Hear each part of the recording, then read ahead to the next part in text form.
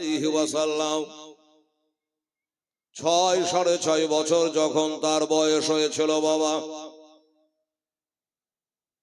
হযরতে আমেনা রাদিয়াল্লাহু তাআলা আনহা আমার নবীর আম্মা জান একদিন জানো বাবা চিন্তায় চিন্তিত যে আল্লাহ গো, আমার ছেলে হাঁটতে শিখেছে, বলতে শিখেছে, মা বলে ডাকতে শিখেছে, দাদা বলে ডাকতে শিখেছে, চাচা বলে ডাকতে শিখেছে। আল্লাহ রব্বুল আলামিন আমার এই বেটা যদি আজ বা কাল কোন সময়ের জন্য আমার কাছে জিজ্ঞাসা করে, মা সবারই তো মা আছে, আমার মা আব্বা জান কই?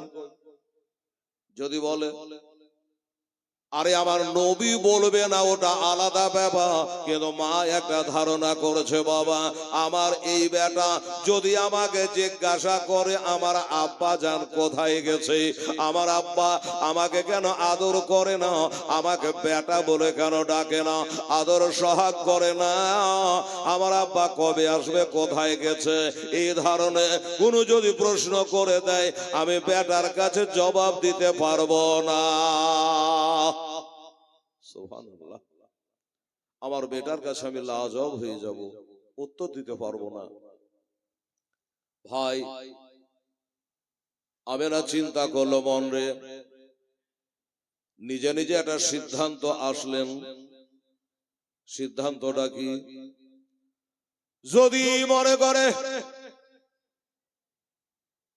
একবার যদি মদিনা শরীফে যায় তাহলে দুইটা কাজ হবে। কি দুটো কাজ?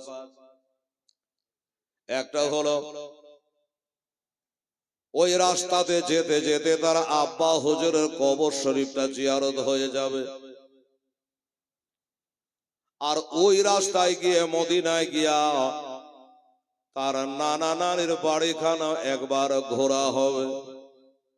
দুটো কাজ হবে। এখন আমেনা চিন্তা করছেন স্বামী তো আমার নেই, কিন্তু আমার শ্বশুর আব্বা তো আছে, তাকে না বলে যাওয়া বুঝি আমার ঠিক হবে না। উনি এখন বর্তমানে আমার কাজে বলে যাওয়া দরকার। এই বাবারা মায়েরা, মা আমেনা বলে আব্বা গো, আমি একটা মনস্থ করে ফেলেছি, নিয়াত করে ফেলেছি। বলে আমেনা কিসের নিয়াত? বলে আব্বা যারা আপনি ভালো করে জানেন আমার স্বামী নাই, আমার ছেলের বাবা জগতে বেঁচে নাই, ভালো করে জানেন। ওই বোন হালেমার বাড়ি থেকে আমার বেটাকে আমার হাওলে দিয়ে গেছে। বেটা তার মাকে পেয়েছে, মা তার সন্তানকে পেয়েছে, কথা ঠিক। এই ছেলে যদি জিজ্ঞাসা করে আমার আব্বা জান কই, আমি আমেনা তখন বেটার কাছে কি জবাব দেব? আমার বেটার কাছে এই মুখখান কেমন করে দেখাবো? আমি চোখের পানে কেমন করে ধরে রাখবো গো? এই জন্য মনস্থ করেছি আমার এই বেটাকে সাথে করে নিয়া একবার ওই মদিনা শরীফ যেতে চাই। আমার মা বোনেরা, আমার ভাইয়েরা, বাবারা, ওই দেশটার নাম কিন্তু ওই সময়তে মদিনা ছিল না রে বাবা। ওই দেশটার নাম মদিনা ছিল না। আপনারাকে বুঝাবার জন্য বাবা মদিনাই বলি, তবে বলবেন হেলাল রে ওই দেশটাকে মদিনা কবে থেকে বলা হয়? মনে রাখবে যেদিন থেকে আমার নবী হিজরত করে মক্কা থেকে মদিনা গেলে, ওই দেশটাই গেলে আমার নবী পাক সাহেবে লাউলাকের বাবা পায়ের ধুলা যেদিন থেকে পেল, ওই দেশটার নাম হলো মদিনা। ওই দেশটার নাম হলো মদিনাতুন নবী। আমার ভাইয়েরা, বাবারা, আমেনার কথা শুনি জনাবে আব্দুল মুত্তালিব বলে, মা আমেনারে, তুমি যখন যাবার নিয়াত করেছো আমি বাধা দেব না, আমি নিষেধ করব না রে মা। তবে একটা কথা বলে মা, আমার বেটায় আব্দুল্লাহ এমনি করে একবার ওই মদিনায় গিয়েছিল, আমার বেটা আর ঘুরে আসে নাই। জানি না আমেনা আল্লাহ তাআলা কি যে তোমার কপালে লেখে রেখেছে জানি না। তবে আমি না, শোনো, তোমাকে দুঃখ দেব না, কষ্ট দেব না, যেতে বাধা দেব না মা। তবে 1 মাস থাকার পরে আবার তুমি ফিরে চলে আসবে না, এই যাবে না, এইটা জানে ভাবিও না, এটা জানে মনে করিও না। আল্লাহ গো, ওই দেশে আর যে লাউকে, যেহেতু আমার স্বামী আব্দুল্লাহ বেঁচে নাই, আর যাব না, এই ধরনের মন্তব্য জানে খবরদার আনিও না। আমার আব্দুল মুত্তালিব যখন বলেছে বাবা, মা আমেনা বলল বেটারি, মা আমেনা বলে বেটা, তোমার দাদার তো অনুমতি পেয়ে গেছে, এবার যাওয়া লাগবে, আব্বা একটু দোয়া করবেন, আমরা যেন 1 মাস ঘোরার পরে আবার ফিরে আসতে পারি।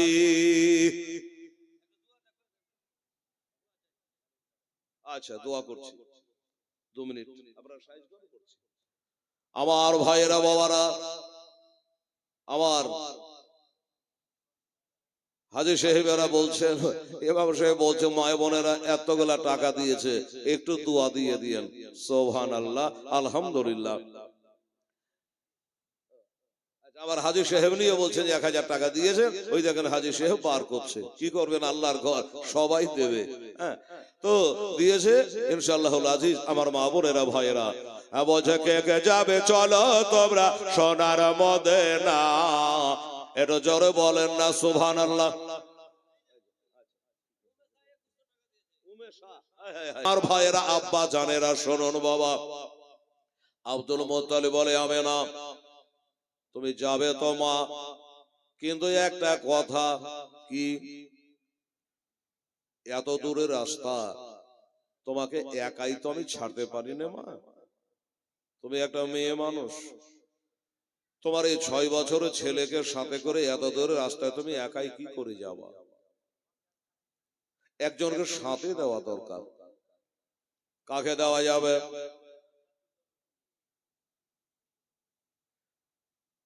কাকে সাথে দেওয়া যায়?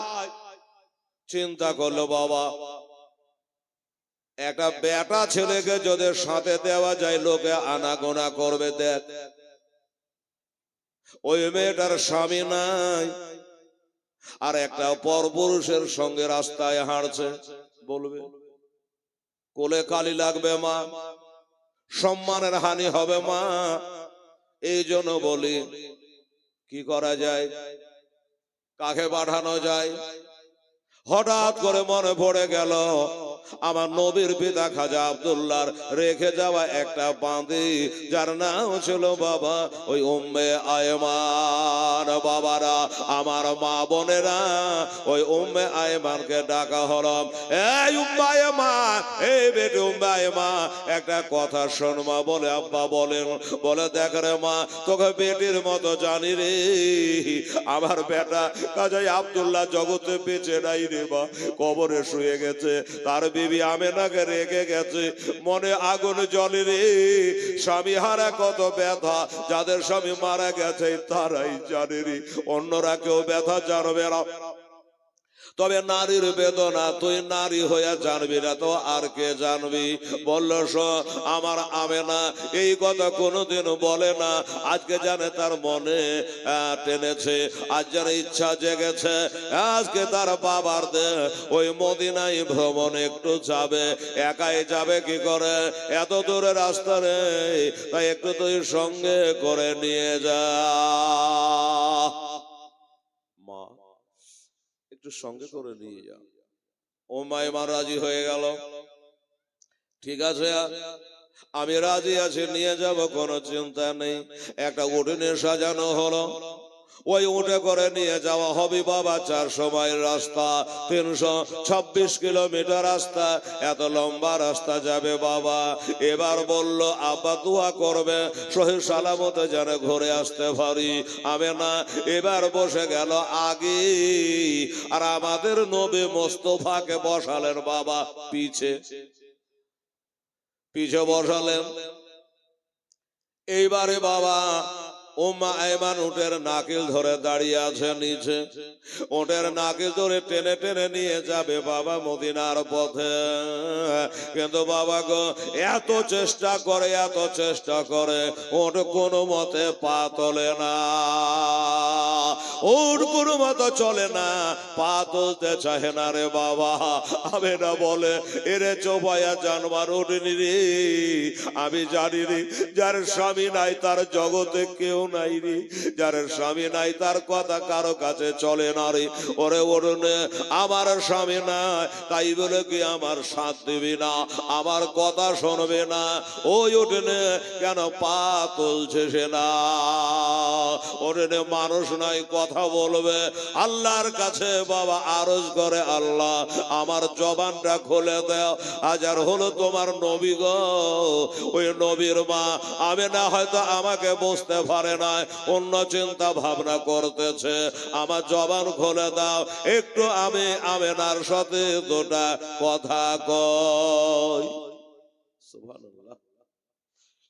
ওটা বাবা আমেনাকে বলেন, ও গো আমেনা, রাস্তা কাছে বা দূরের জন্য কোনো চিন্তা নেই,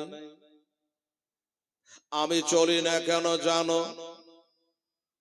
আমেনা বলে কি জন্য চলিস না? বলে আমেনা ওই যে পিছন দিকে তোমার বেটাকে বসিয়ে রেখেছ আমেনা, যতক্ষণ পিছন থেকে তোলে আগে না করবা আমি চলবো না। এজন্য আমেনা তুমি জানো এটা তোমার বেটা, কিন্তু আমি চুপায়ার জানোয়ার জানে ইনি হলো আখেরি পয়গম্বর। জোরে বলে সুবহানাল্লাহ। এটা হলো আখেরি পয়গম্বর, সে জামানার শেষ নবী গো আমেনা। এই জন্য এত বড় বেয়াদবি আমি করতে পারবো না। নবী পিছনে বসে থাকবে আর আমি যখন তোমাকে নিয়ে চলে যাব, এবার রাস্তায় চলতে চলতে কত পাহাড় পর্বত গাছপালা নদী নালা কত নাকি ভরবে, তারা আমার জন্য বরদোয়া করবে, আমাকে লানত করবে, ছিছা করবে আর বলবে হাই রে এই জোবায়া জানোয়ার, ওরে তুই জানোয়ার তো এত বড় জানোয়ার, আখেরি নবীকে পিছে কেন বসায় রেখেছে? আরে নবীর আগে কারো গাড়ি চলে না, আর নবীকে কেন পিছে বসিয়েছি? তাই বলে যাবে না, মনে কিছু নেবে না, তোমার ওই বেটাকে পিছন থেকে তুলে আগে বসিয়ে দাও আর আমার দৌড় তুমি দেখে নাও। কিছু বোঝা গেল বাবা গো? চোপাইয়া জানোয়ারটা জানে যে 6.5 বছরের ছেলে, বুঝে গেছে এটা হলো নবী, আর নবীর সাথে বেয়াদবি করতে হয় না রে বাবা, কারণ নবীর সাথে যদি বেয়াদবি করো আমার আল্লাহ বেজার হবে, কবরে হাসরে বড় বিপদে পড়বা, মুশকিলে পড়ে যাবা, কারণ এই নবী ছাড়া আল্লাহ পাবে না রে আশিকের দেওয়ানা। জোরে বলেন না সুবহানাল্লাহ। এই নবী ছাড়া জান্নাত পাবে না, নবী ছাড়া আল্লাহ পাবে না। আল্লাহ বলে এ কোরআন পাকে, আমার আল্লাহ বলে কোরআন পাকে, যে জন পেতে চাহো আমাকে ধরো আগে আমার নবীর দামানা খানা গো দেওয়ানা, নবী ছাড়া আল্লাহ পাবে না, নবী ছাড়া আল্লাহ পাবে না। আগে যাও আমার নবীর দারে, আগে যাও আমার নবীর দারে, গোলাম হরে নহত শেরে, নবী দেবের আল্লাহর ঠিকানা গো দেওয়ানা, নবী ছাড়া আল্লাহ পাবে না, নবী ছাড়া আল্লাহ পাবে না। হযরত জিবরিল বলে আমার নবীর দাদে, জিবরিল বলে আমার নবীর দাদে, দেখলাম কত পয়গম্বর, আপনার মতো হুজুর একটাও পাইলাম না গো দেওয়ানা, নবে ছাড়া আল্লাহ পাবে না, নবে ছাড়া আল্লাহ পাবে না। দুনিয়া চায় খোদা কে রাজ হাই, দুনিয়া চায় খোদা কে রাজ, আমার খোদা চাই নবে কে রাজ, এ ভেদ তো বোঝা যাবে না আগো দেওয়ানা, নবে ছাড়া আল্লাহ পাবে না, রাসূল ছাড়া আল্লাহ পাবে না। আল্লাহুম্মা সাল্লি আলা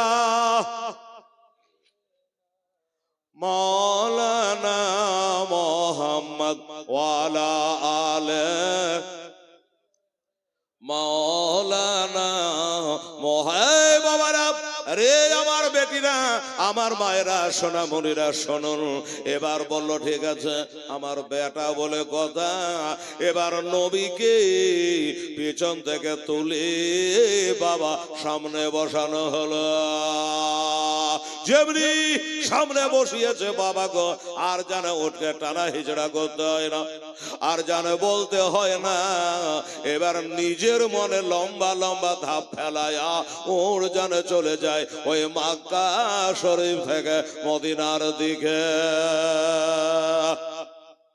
কিন্তু হবে না, চলে তো যাচ্ছে বাবা, মনটা জানে কেমন করে, মক্কার দিকে তাকাচ্ছে ঘুরে ঘুরে। হাজার হলো বাবার স্বামীর দেশ, যেখানে আল্লাহর ঘর কাবা শরীফ আছে, ঘুরে ঘুরে বারবার করে তাকাচ্ছে রে বাবা,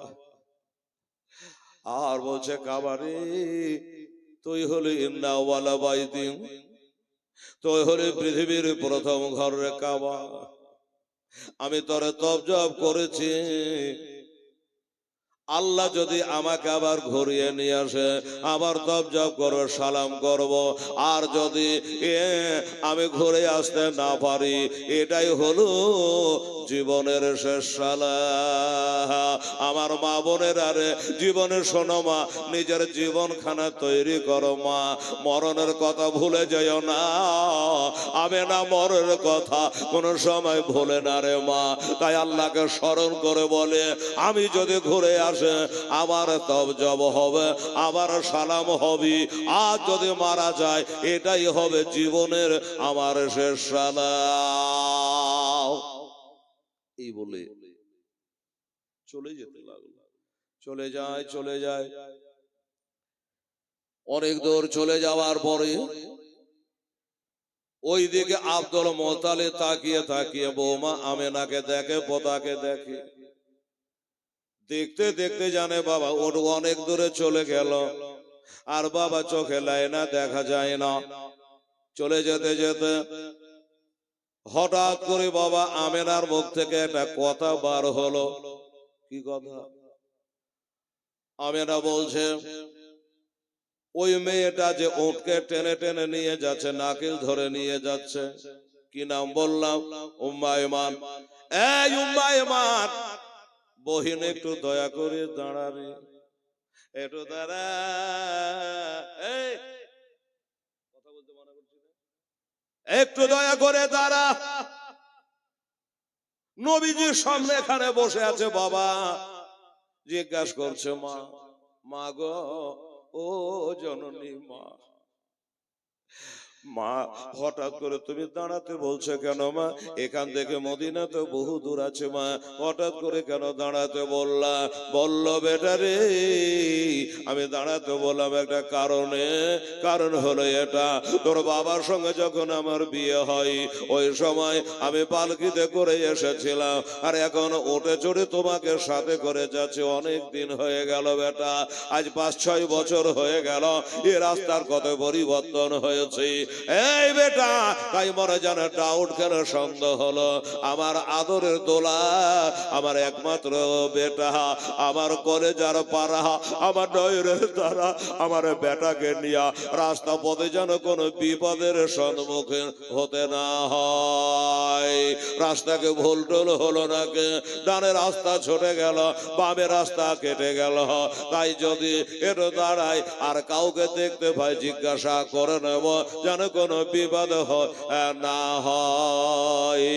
আমার নবী বলে, মা আমি তো আগে বসে আছি মা, কাউকে জিজ্ঞাসা করা দরকার নেই, কাউকে জিজ্ঞাসা করার দরকার নেই মা। হাজা তারিকাতুল মদিনা, এটাই হলো পবিত্র মদিনার রাস্তা গো মা। এই মা, এটাই মদিনার রাস্তা, কাউকে জিজ্ঞাসা করা লাগবে না মা। মা আশ্চর্যজনিত হইয়া বেটার কবলে একটা চুমা খাইয়া জিজ্ঞাসা করে, বেটা এটা যে মদিনার রাস্তা তুমি জানলা কি করে রে বেটা? কেন গো মা আমি জানবো না কেন? বলে, বেটা আমার যতটুকু জানা, আমার পেটে থেকে দুনিয়াতে আসার পরে এ রাস্তায় তোমার ভ্রমণ হয় না, এ রাস্তায় কোনোদিন তুমি আসো নাই, কাজে তুমি চিনলে কি করে রে বেটা? এক কথায় আমার দয়ার নবী মায়ার নবী বলতেছেন, বাবা বলে মা গো, আমাকে আমার আল্লাহ রাব্বুল আলামিন চিনে দিয়েছে মা, হাজার হলো নবী আর নবী বলে কথা। বলে মা গো, কাউকে জিজ্ঞাসা করা দরকার নাই, কারো পাবসি করা দরকার নাই, কাউকে অনুরোধ করা দরকার নাই, এটা রাস্তায় চলো মা, এটা দিয়ে গেলেই মদিনা আমরা পৌঁছে যাব। আচ্ছা ঠিক আছে, আয়মান রে, আমার মানিক, আমার কলেজার পাড়া, আমার আদরের দোলার বেটা যখন বলছে কাউকে জিজ্ঞাসা করা লাগবে না, আর অপেক্ষা করতে হবে না, আর দাঁড়াতে হবে না, আমার বেটা যেটা দিয়ে বলে ওইটা দিয়ে চলো। আর কাউকে জিজ্ঞাসা না করে এবার বেটার বলা মোতাবেক ওইভাবে চলে যাচ্ছে বাবা। আমার মা বোনেরা চলে যায়, চলে যায়, কাউকে জিজ্ঞাসা না করে চলে যায় বাবা। ও বাবা গো, এবার আমেনা তার মুখ খোলে না, কারণ বেটা বলেছে আমি যেখানে বসে আছি মা, কোনো টেনশন নিতে হবে না, কোনো চিন্তা করতে হবে না, কাজে আর মা কিছু বলে না। কিন্তু বাবা গো, আমার মা বোনেরা হঠাৎ করে জানো আমার নবী ভুবরে ভুবরে কাঁদতে লাগলো রে বাবা। আমার নবী জানো ভুবরে ভুবরে কাঁদতে লাগলো, নবীর চোখ দিয়ে ঝরঝর করে পানি ঝরতে লাগলো, আর বলে ও গো উম্মে আয়মা, তখন তুমি দাঁড়িয়েছিল আমার মায়ের অর্ডারে, আমি তার বেটা মোহাম্মদ মোস্তফা সাল্লাল্লাহু আলাইহি সাল্লাম বলি, এবার একটু দয়া করে তুমি দাঁড়াও, একটু দাঁড়িয়ে যাও, দাঁড়িয়ে যাও। যেমন বলা ওমরি জানে উম্মে আয়মান ওটা বাবা দাঁড়িয়ে দিল। এই বাবারা আমার মায়েরা রে, আমেরা জিজ্ঞাসা করে ও বেটা মুহাম্মদ সাল্লাল্লাহু আলাইহি ওয়াসাল্লাম, তুমি না বলেছো বেটা রাস্তা ভুল হবে না, কাউকে জিজ্ঞাসা করতে হবে না, তাহলে বেটা হঠাৎ করে তুমি এইখানে দাঁড়াতে বললে কেন? একবার বলো, কেন দাঁড়াতে বললা? একবার বলো না রে বেটা। আর তুমি কেন ভোবরে ভোবরে কাঁদছো রে বেটা? তোমার কান্না দেখি আমি তোমার গর্ভধারিণী মা, আমি যে চোখের পানি আর পাইতে পাচ্ছি না রে বেটা, কি জন্যে কাঁদো? বলে মা গো, আমি কেন কাঁদি? এবার যদি বলি মা তুমিও কান্না করবা। এই বেটা বলো কি জন্যে কাঁদো? আমার নবী বলে মা, এখান থেকে 3.5 মাইল দূরে আমার জন্মদাতা পিতা খাজা আব্দুল্লাহ রাদিয়াল্লাহু তাআলা আনহু, আমার আব্বা হুজুরের কবর শরীফটা আমি দেখতে পাচ্ছি মা। আমার মা আব্বা জানে কবরখানা দেখতে পাচ্ছি মা, ওই জন্য আমি মনস্থ করেছি, আমি নিয়াত করেছি মা, সেইটা হলো যে হ্যাঁ, কি বলে? সুবহানাল্লাহ, সুবহানাল্লাহ, আলহামদুলিল্লাহ। উনি বলল, আমি এই জন্য দাঁড়ালাম, বেটারি একটা কথা জেনে রাখো, ও বেটা, তুমি যখন এইখানে দাঁড়িয়ে গেলে কেন? বলে, আমার ইচ্ছা হলো আমি আমার আব্বা জানে কবর পর্যন্ত আমি পায়ে হেঁটে যাব, আমি পায়ে হেঁটে যাব আমার আব্বার কবর পর্যন্ত গো। মা জননী বলতেছে, মা জননী বলতেছে, বাবা কি? সুবহানাল্লাহ। ওরে বেটা, তুমি যদি তোমার আব্বা জানের সম্মান অর্থে নেমে যেতে পারো, আমি কি পারি না? আমার স্বামীর সম্মানে জন্য নেমে যেতে। আমার স্বামী কবরে শুয়ে আছে, আমি উঠে চড়ে থাকবো না। এবার মা নেমে গেল, বেটাও নেমে গেল, আর মা আর বেটা দুজনে চলছেন। বাবা গো, আমার মা বোনেরা, কবরখানে যত কাছাকাছি হচ্ছে, রাস্তা যত ছোট হচ্ছে, সন্নিকটে কবর শরীফটা হচ্ছে, অতই জানে বাবা দুঃখ বাড়ছে রে বাবা। কাছাকাছি হলো। আমার দয়ার নবী, মায়ার নবী বলে, মা তুমি একটা মেয়ে মানো, আমার আব্বা হুজুরের কবরের কাছে তোমাকে ডাইরেক্ট যাওয়া লাগবে না মা, তবে দূরে দাঁড়িয়ে থাকো। আমি একটু যাওয়ার পর আমার আব্বার কবরখানা জিয়ারত করে আসে।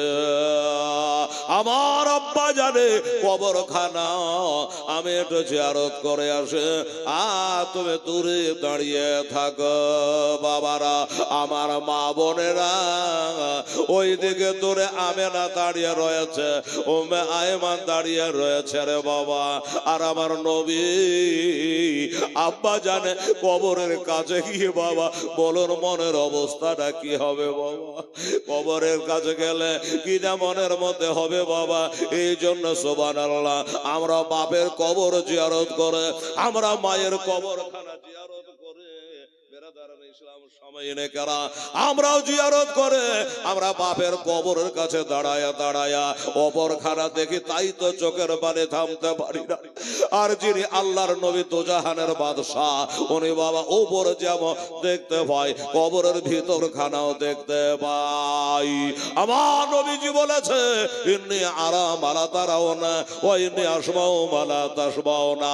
আমি যেমন শুনি তোমরা তা শোনো না, আমি যেমন দেখে তোমরা তা দেখো না। আমার মা বোনেরা, ভাইরা, আমার নবীর দেখা হলো আলাদা, নবীর শোনা হলো আলাদা। তাইলে নবী কবরের ভিতর পর্যন্ত দেখতে পাই, বিশ্বাস হলো না? এই চাঁদে বাবা, এটা রজব চাঁদ চলছে বাবা, এই চাঁদের 26 তারিখ দিবাগত রাতে আমি বলবো সময় পেলে কালকে। আমাদের নবী আল্লাহর দিদারে গিয়েছিল, যাবার কালে মুসা পয়গম্বর কবরে দাঁড়িয়ে তিনি জিয়ারত করছিলেন, আর বলেছিলেন মুসা পয়গম্বর কবরের মধ্যে তিনি নামাজ পড়তেছে। বোঝা কি গেল কবরের ভিতরে কে কি করছে? আমার নবী জানতে পারে, আমার নবী তা বুঝতে পারে, দেখতে পায়। আব্বা জানে কবরের কাছে দাঁড়ায়া দেখতে পাবে কি পাবে না রে বাবা? নিশ্চয়ই পাবি। এবার বলো, যদি দেখতে পাই তাহলে মনের অবস্থাটা কেমন হবে? কেমন হবে? আব্বার কবরের ভিতর কানা দেখি নিজের ভিতর কানা খারাপ হবে কিনা? তাই সেই কবরের কাছে গিয়া আল্লাহর কাছে দোয়া মাংছে বাবা। চোখ দিয়ে ঝরঝর করে পানি ঝরে যাচ্ছে, তা চোখের পানে দেখে একদিকে আমেনা কাঁদে, একদিকে উম্মে আয়মান কাঁদি। তাদের কান্নায় জানে আল্লাহর হরে গেলে মা, আর জানো বাবা কাঁদে।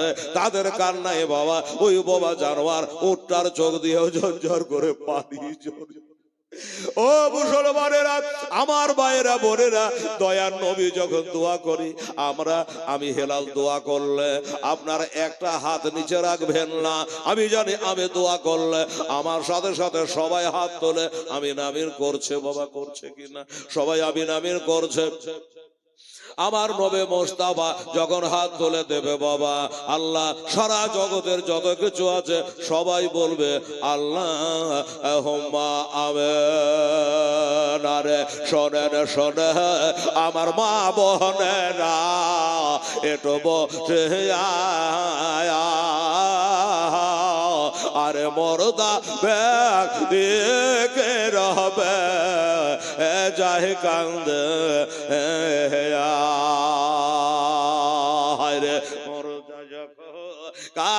পরে মাগ চলে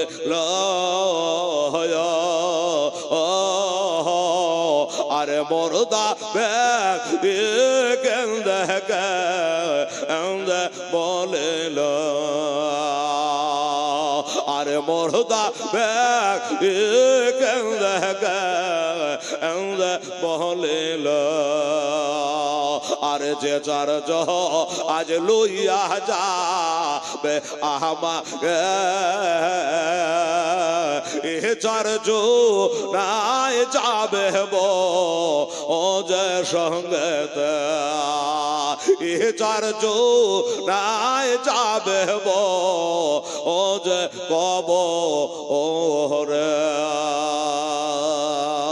কিন্তু বাবা যায় কি যায় না, এটা মোদ্দা ব্যক্তির মনের একটা ধারণা। শব্দ ছেড়ে দিল, এই চারজনা যারা ঘাড়ে করে নিয়ে যাচ্ছে তারাই হয়তো আমার সঙ্গে যাবে আর বাকি কেউ যাবে না, কিন্তু আসলে তারাও তো যাবে না, তারা নামিয়ে দিয়ে চলে আসবে। বাবা গো আর 3 লাইন বলবো আর একটা দোয়া দেব। এখানে অনেক মুসলমান বসে আছেন, আমার হাজী সাহেব মৌলানা সাহেবেরা টাকা পয়সা যা আপনারা দিয়েছেন গয়না গাইঠে একবারে গাঁঠি করে গাডার মায়েরা রেডি করে ফেলেছে। সুবহানাল্লাহ। শুনতে চাইবো হাজী সাহেব কত টাকা হলো একটু পরে। আচ্ছা বাবা, এই আপনারা তো জীবনে শুনছেন, এর ফাঁকে ফাঁকে আমি বিরক্ত করব না, সারা জীবনই বলবো, একটা ফালতু গল্প বলবো না ইনশাআল্লাহ রাজি। কারণ আর সৌদি আরব থেকে, কুয়েত থেকে, কত দূর দারাজ থেকে, উত্তর দিনাজপুর থেকে বলছি, আমরা বোতলবাড়ির রাঘবপুর থেকে দেখছি, উত্তর দিনাজপুরের ঝাংড়ি টলা থেকে দেখছি, কত দূরের মানুষেরা দেখছে, কাটিহার বিহার থেকে দেখছে। ভাই দাদা, তা এই মাহফিলের মধ্যে এই যে রুমে সাবিবির নামটা মনে পড়ে গেল, 2100 টাকা দান দিয়েছে। আচ্ছা আমার নবীর বাবার জন্য একটু দোয়া রাখি, তার ওসিলা করে। বাবারে এইখানে যারা বসে আছি 10টা ভাইকে বলবো 1000 করে নয়, আপনার সময় আছে এখনো 3 দিন, 500 টাকা করে টাকা যদি আপনারা পারেন আল্লাহর রাহে দেবেন। আমার মায়েরা 5টা, আমার ভাইয়েরা 5টা, ছোট্ট করে ধরলাম যাতে আপনার কোনো কষ্ট না হয়। পারা যাবে?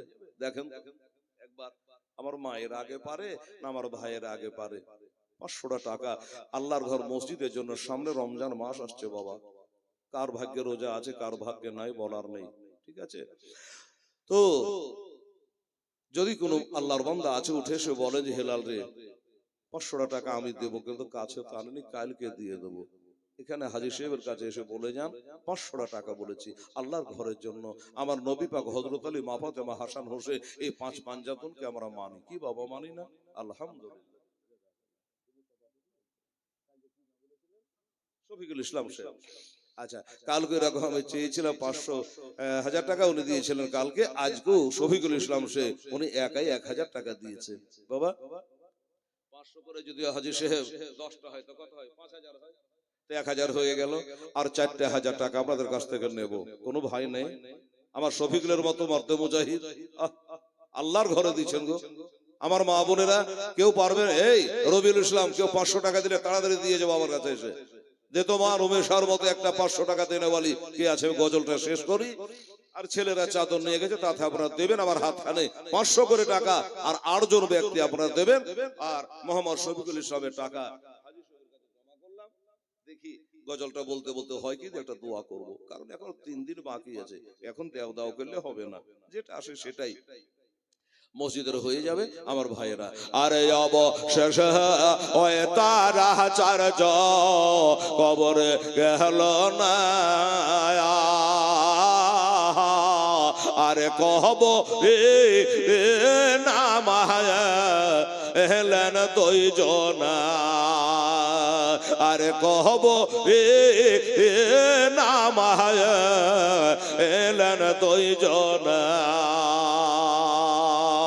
ওই 2 জনা যখন টানায় বাবা ওঠে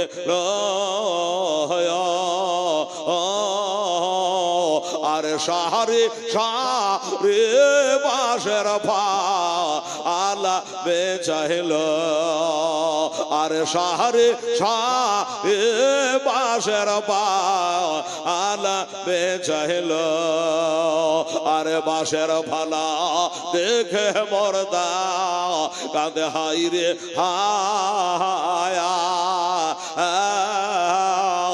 আরে দয়াল মানুষ নাই কহব ও যেদন আরে দয়াল মানুষ নাই কহব ও যেদন এই রবিউল দেনি আমার বাবার কই রবির কই লাইটটা এমন দিয়েছে সারা চোখকে আঁধার করে দিয়েছে একবারে আলোচনা। আচ্ছা তো আমার মায়েরা কেউ 500 টাকা দেয়নি, রুমেশার মতো 2100 টাকা উনি দিয়েছে। 500 টাকা চাইছিল আম্মা জানেরা, এই ছেলেরা আমার নওজোয়ানেরা আমার বাবুরা, 1000 টাকা শফিকুলের মতো দেওয়ার মতো যদি থাকে খুব ভালো হয়, যদি না থাকে কমসে কম 500 করে টাকা দুজন দেন। আসেন সুবহানাল্লাহ, দূর দারাজে যাচ্ছে।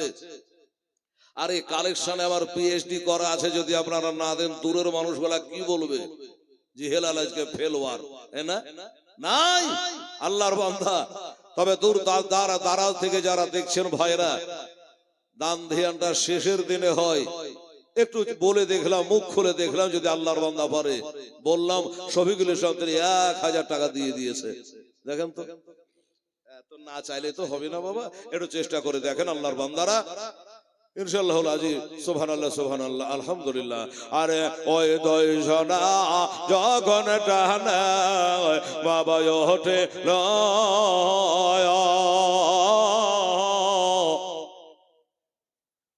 আরে সারে সারে বাঁশের পালা বেজাইল আরে সারে সারে বাঁশের পালা বেজাইল আরে বাঁশের ভালা দেখে মরদা কাঁদে হায় রে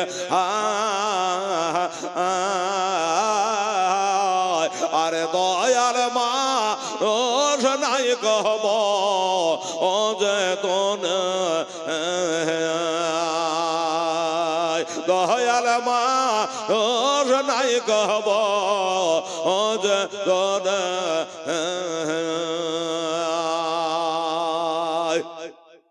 এই দেখেন আমার ভাইয়েরা কিছু টাকা পয়সা ইনশাআল্লাহ দিয়েছে, দোয়া হয়ে যাবে। আমার রবিউল ইসলাম আসতে গেলে কি করবো, ঠিক আছে, যার হবে নিয়ে যাবে, কার টুপি হারিয়ে গেছে, ঠিক আছে। আমার ভাইজানের আব্বা জানেরা সুবহানাল্লাহ। আরে কোথায় রইল আজ প্রাণের আহ্বাগ আমার বসে আরে হত ভাগার তো কজা আনগ কেন শেষ কালে পাইয়া ছেলে আবার সন্তান রে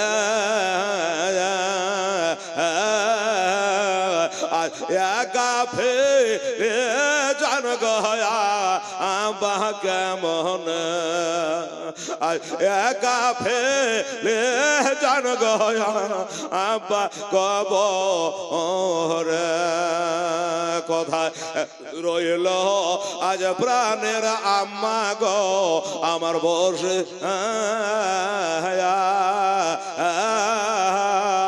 আর দুধের দেন গয়া আম্মা ছাড় কোথায় রইল আমার স্ত্রী পুত্র আজ বসে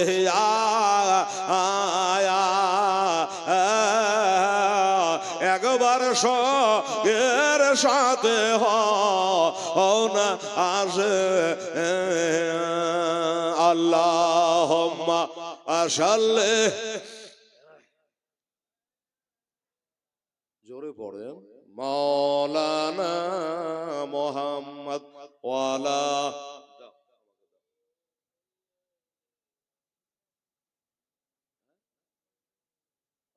কি নাম মুখ ঢাকা।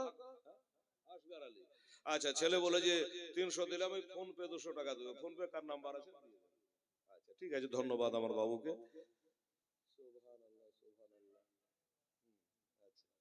এই যে কি বলে রবিউলের নাম্বারে আছে ফোন পে।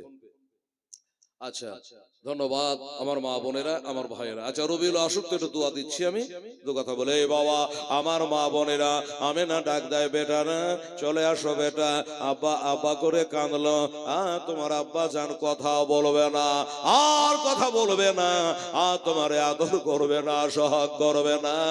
চলে আসো, আব্বার কবরখানা জিয়ারত করে নিয়া এইবারে চলে গেলেন বাবা সোনার মদিনায়। যাওয়ার পরে আমেনা তার বেটাকে নিয়ে বাবা এক এক মা কম বেশি বাবা ওইখানে ঘোরাফেরা হলো। 1 মাস ঘোরাফেরা হলো। উম্মে আয়মান যেন স্মরণ করিয়ে দিল, ওগো আমেনা সময় যে হয়ে আসলো। কিসের সময় হয়ে আসলো? বলে তোমার শ্বশুর আব্বা বলেছে 1 মাসের বেশি জানে থাকিও না, তাই সময় হয়ে গেল, চলো আমার ফিরে মক্কা শহরের দিকে।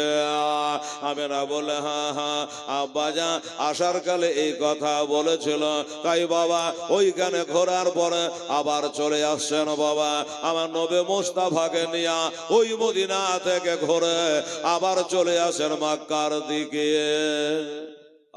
হায়রে নবীর কষ্ট রে বাবা গো, মা বোনেরা। চলে আসার পথে আমেনা চিন্তা করে আল্লাহ এত ধুধু খরা, এত গরম, এই রৌদ্রের মাঝে আমার বেটাকে নিয়ে কি করে যায়? এই রৌদ্রের মাঝে কেমন করে যায়? হায়রে দরদিনী মা নিজের চিন্তা করে না, রোদ লাগবে বাতাস লাগবে। আমার সোনা মনে বেটাকে রোদ লেগে যাবে, গরম বাতাস লেগে যাবে,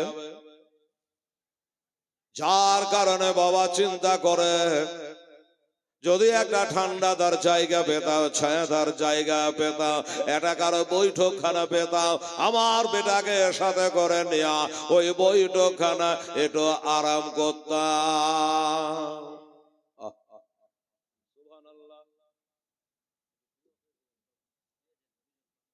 আচ্ছা আলহামদুলিল্লাহ, ধন্যবাদ। বলছি একটু দোয়া করে দেবেন। আমার মায়েরা আরো 2জন 500 করে দিয়েছে, আর বাকি 100-200 দিয়েছে, আর ওই ছেলে 500 দিয়ে গেছে, সবই 1000 টাকা দিয়েছে। দোয়া করবো, একটু শুনলেন আমার বাবারা মায়েরা।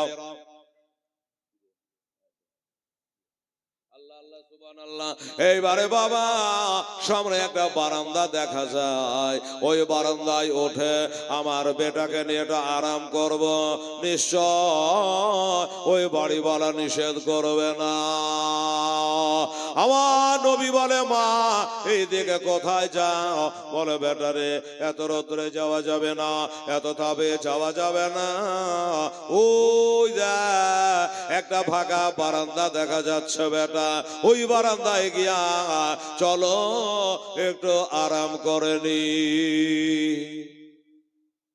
আমার দয়ার নবী মায়ার নবী রহমতুল লিল আলামিন বলেন, তিনি বলছেন বাবা ওই বারান্দাটা ফাঁকা পড়ে আছে, ঠিক আছে মা, ও আমার মা, ও গর্ভধারিণী মা, যার পড়ে আছে তার আছে মা, যার বারান্দা আছে তার রয়েছে মা। আমি তোমার বেটা একটা কথা বলছি, কান করে শোনো। বলে কি কথা রে বেটা? বলে মা ওই বারান্দার যিনি মালিক আছে ওই মালিকের অর্ডার নাও, বিনা অর্ডারে তোমার বেটা উঠবে না। মা বলে বেটা অর্ডার নিতে তার সময় লাগবে না, ঠিক আছে তাই হবে, চলো। আমার নবী জান এটা ইহুদির বাড়ি, দরজায় আওয়াজ করলো, বাড়িওয়ালা ভেতর থেকে জিজ্ঞাসা করে মান আনতা, কে তুমি? আমি না বলে আন্নেশা আরবিয়া, আমি হলো আরবের এক নারী, আমার বাবার বাড়ি হলো মদিনা, আমার শ্বশুর বাড়ি হলো মক্কা শরীফ। আচ্ছা ইহুদি দরজা খুলে দিল, কি খবর? বলে চাচা আপনার এই বারান্দাটা ফাঁকা পড়ে আছে, এত রোদের তাপে আমার এই সোনামণি একমাত্র বেটা, এই বেটাকে নিয়ে আমি রোদ্রে চলতে আর পারি না, কিছুক্ষণ আপনার বারান্দায় আরাম করব, এটার জন্য আপনার অনুমতি চাই। এই জন্য একটু অনুমতি চাই। ইহুদি বলে হ্যাঁ গো আমি না, তুমি দেশের বেটি, 1-2 ঘন্টা আরাম করবা ঠিক আছে, এতে আবার অনুমতির প্রয়োজন কি?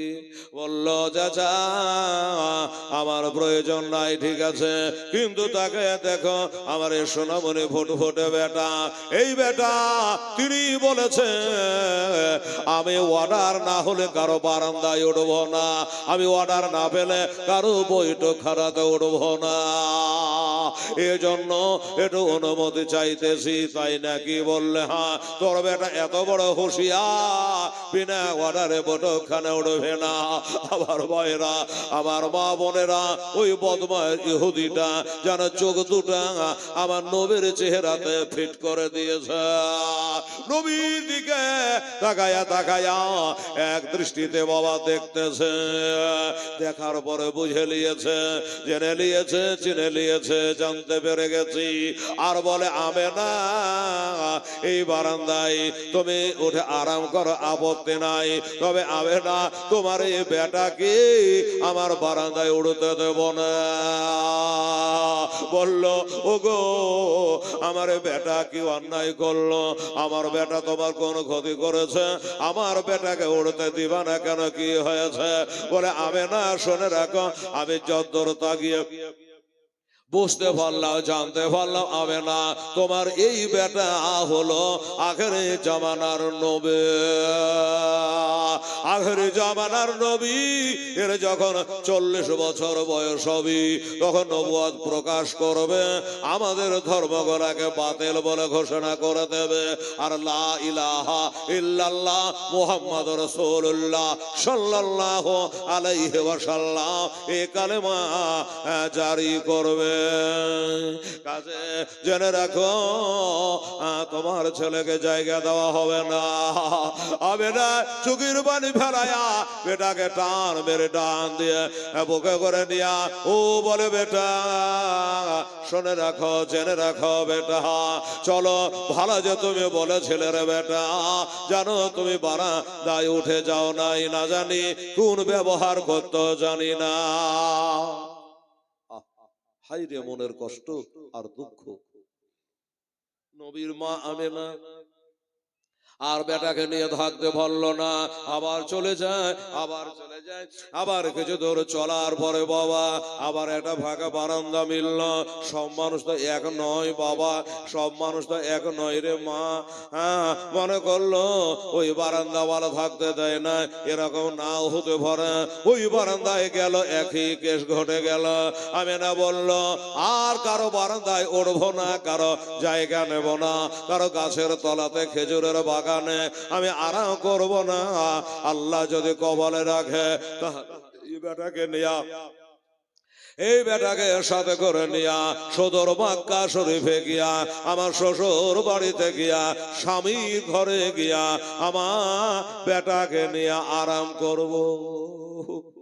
কিন্তু ভাইরা গো, আমার মা বোনেরা, আল্লাহ বলছে আমি না তোমার নিয়ারটা ভালো, কিন্তু আমি না তোমার যে সময় নাই, তোমার সময় নাই, ওরে আমি না তোমার আর মক্কা যাওয়া হবে না, আর মক্কা যাওয়া হবে না, আর বেটাকে বুকে নেওয়া হবে না। কিছু দূর চলার পরে বাবা ওই পবিত্র মদিনা শরীফে আমার নবীর আম্মা যা আমেনা যেন বিমার হয়ে গেল, অসুস্থ হয়ে গেল, এমন মরণ অসুখ হলো আমেনা বলে আর পারি না। উম্মে ইমান আমাকে ধরে নামা, তাড়াতাড়ি করে নামা, উঠে থেকে নামিয়ে দিল। আমেনা ঘুমিয়ে গেল। আমার নবী বলে মা আমার আরাম করছে, আরাম করতে দে। ওগো উম্মে ইমান, আমার মার পাশে তুমি একটু বসো, আমার মার দেখভাল করো, আর আমি এক দৌড় মেরে আমার আব্বা জানের কবরখানা আর একবার জিয়ারত করে আসি। উম্মে ইমান একটু তুমি অপেক্ষা করো, আমার মার কে আছে জগতে আমি ছাড়া, তুমি একটু পাশে বসো, একটু দেখভাল করো, এই সুযোগে আমার আব্বার কবরটা একটু জিয়ারত করে চলে আসি। বাবারা, আমার ভাইয়েরা, মা বোনেরা, আবার গেলেন বাবা, আব্বা যেন কবরে কান্না করে। আমার আল্লাহ বলে, ওরে ও মালাকাল মউত ইসরাইল আলাইহিস সালাম, দেখো দেখো আমার হাবিব, আমার দোস্ত, আমি যাকে হাবিবুল্লাহ বলেছি, আমি যাকে রহমতের ভান্ডার করে পাঠিয়েছি, সেই নবী আব্বার কবরে কিভাবে কান্নায় ভেঙে পড়েছে। ওরে যাও, তাড়াতাড়ি করে যাও, আর তার মায়েরও জান্ডা কবজ করে না, তার মায়েরও জান্ডা কবজ করে না। বলে আল্লাহ গো, আপনার নবীর মা আমেনার যদি জান্ডা কবজ করে নে, তবে যে আপনার নবী এতিম হয়ে যাবে। আবার আল্লাহ বলে, কলা ইন্নী আলামু মালা তালামু, আমি যা জানি তোমরা তা জানো না। ও মালাকাল মউত, আমার নবীর মা ইন্তেকাল হয়ে গেলে আমার নবী এতিম হবে না, আমার নবী এতিম হবে না। বলে আল্লাহ, তাহলে কি হবে? বলে আবার আল্লাহ বলে, দুনিয়াতে যাদের মা নাই বাবা নাই, তাদের সর্দার হবে, তাদের নেতা হবে রে। তাড়াতাড়ি করে যাও, আজ নবী বাবার জোরে কাঁদছি, আবার মায়ের জোরে কাঁদবে, তাড়াতাড়ি করে যাও। এই কাঁদনে কাঁদনে তার মায়ের জানটা কবজ কইরা না। ও বাবারা, আমার মা বোনেরা, আল্লাহর অর্ডার হয়ে গেল, আমার নবীর মা হযরতে আমেনার জানটা বাবা কবজ হয়ে গেল। আমার মা বোনেরা রে, যখন জানটা কবজ হয়ে গেছে মায়ে, আবার নবীর মন জানার ভালো করে না, আব্বার কবর ছেড়ে দিয়া যারো সেরে নেয়া এবার মায়ের কাছে ছুটে চলে আসছে। বাবা আসাবার মা মা বলে ডাকে, মা থাকলে না আর কথা বলবে, এত মা বা করে ডাকে। আমার নবী আমেনা যেন কথা বলে না, আর যেন চোখের বাধা তোলে না, আর লড়াই হিলা যেন করে না। আমার নবী বলে, উম্মে আয়মান গো, তুমি একটা নারী জাতি, আমার মা হলো একটা নারী জাতি, আমার মা হলো একটা মহিলা, তুমি একটা মহিলা, তোমার হাতখানা আমার মায়ের বুকখানে একটু দেও রাখো, আমার মায়ের বুক করে দেও। আমার মা কেন কথা বলি না, আমার মা কেন লড়াই হিলা করে না। এবার বুক কানে হাত দিয়েছে বাবা, আর হাত দেওয়ার সাথে সাথে উম্মে আয়মান বুঝে গেছে, আল্লাহ গো, আমেনা যে আর দুনিয়াতে বেঁচে নাই, আমেনার যে হাত চলে না, আমেনা বেঁচে না, এই নিদার খবর কানা আমি কেমন করে দিব। এইটুকু ছেলে একবার বাবার কবরে যায়, একবার মায়ের কাছে আসে, একবার বাবার জন্য কাঁদে, আবার মায়ের কথা আমি কি করে বলবো গো আল্লাহ। কিন্তু না বলে তো কোনো উপায় নাই, মা মা করে যখন ডাক দেয়, উম্মে আয়মান টান মেরে নবীকে বুক করে নিয়ে বলছে, বাচ্চা মোহাম্মদ সাল্লাল্লাহু আলাইহি ওয়াসাল্লাম, আর তোমার মাকে ডাকিও না, তোমার মাকে ডাকিও না, তোমার মার ঘুম আর ভাঙবে না, এমন ঘুম ঘুমিয়ে গেছে, এই ঘুম আর ভাঙবে না। এই জন্য বাবা মোহাম্মদ গো, তোমার মা নাই, তোমার মার ইন্তেকাল হয়ে গেছে। ইন্না লিল্লাহি ওয়া ইন্না ইলাইহি রাজিউন। এবার নবী মাতা হারা পিতা হারা তো ছিল, এবার তিনি মাতা হারা হয়ে গেল। বাবা কি কষ্ট দুঃখ জীবন রে বাবা। আমার নবী 63টা বছর জীবন যাপন করেছে। আমার মা বোনেরা এত কষ্ট করেছে মা, কিসের জন্য করেছে? মা আপনাদের জন্য, আমাদের জন্য রে মা। এই নবী যেটা করেছে আমাদের শিক্ষার জন্য। আল্লাহ যে নবীকে পাঠিয়েছে তা ইসলাম ধর্ম প্রচারের জন্য। এবার হযরতে উম্মে আয়মান বলে, বাচ্চা মোহাম্মদ, আত তোমার মা কথা বলবে না। গ্রামের মানুষেরা ছুটে আসলো, ধোয়ালাহা করলো, কাফন পরালো, আর নাখালা নামক এক জায়গাতে আমিনার এটা কবর হলো, এটা কবর হলো। ওই কবরে চিরদিনের মতো আমার নবীর মাতা হযরতে আমেনাকে বাবা দিয়ে দেওয়া হলো। এবার বলেন তো 6.5 বছরের ছেলে কত বড় হবে? আমার মা বোনেরা, আমার ভাইরা, এবার বলে নবীর বোনের অবস্থা কি হয়? যাবার কালে এই রাস্তায় আমি মায়ের কোলে বসি, মায়ের সাথে গেলাম, আর আসার পথে মাকে ওই কবরে রেখে দিয়ে চলে আসলে আসমান জমের জানে বাবা এক হইয়া যায়। আমার নবীর বেদনা, আমার নবীর কান্নাই বাবা। আমার মা বোনেরা গো, আপনারা দান ধ্যান করেছেন বাবা, আরো 3টা রাত্রি আছে, আপনারা দান ধ্যান করবে, একটু জীবনে শোনাই বাবা। এই মুসলমানেরা, একটা কথা বলি রে বাবা, এর সুযোগ আর পাবো না। দান আপনারা বহুত করলেন বাবা। আমার মা বোনেরা, আমার নবীর মা বলে কথা, আমার নবীর মা আমেনা রাদিয়াল্লাহু তাআলা আনহার জন্য বাবা 100 করে টাকা, 3 জন খোদার বান্দা, 5টা খোদার বান্দা, 5টা কাফনের হাদিয়া আপনাদের কাছে আমি দাবি রাখলাম, যদি মনে ভালো লাগে উঠে এসে দিয়ে যাবেন বাবা। 100টা টাকা আমার মা আমেনা 5টা কাফনের হাদিয়া আপনি দেবে, আমেনার ওয়াসিলা করে, আব্দুল্লাহর ওয়াসিলা করে, আমার নবীর চোখের পানের ওয়াসিলা করে আল্লাহর কাছে একটা দোয়া করে দেব বাবা। অনেক টাকা দিয়েছেন, আবার দ্বিতীয়বারে দোয়া করার জন্য আরজ হয়েছে, মনে হয় দোয়া করে নাই, আমি দোয়া করে দেব বাবা। পারা যাবে না ভাই 100টা করে টাকা? আমরা যখন 5 জন হয়ে যাবে তখন হেলালকে বলতে হবে না, ওই তখনই হাত তোলে দোয়া হয়ে যাবে। তারপরে জীবনে চালু হয়ে গেল। শোনেলে উম্মে আয়মান বলল, চলো বাবা আমি তোমাকে সাথে করে ওই মক্কাতে পৌঁছে। মুজাহার সাহেব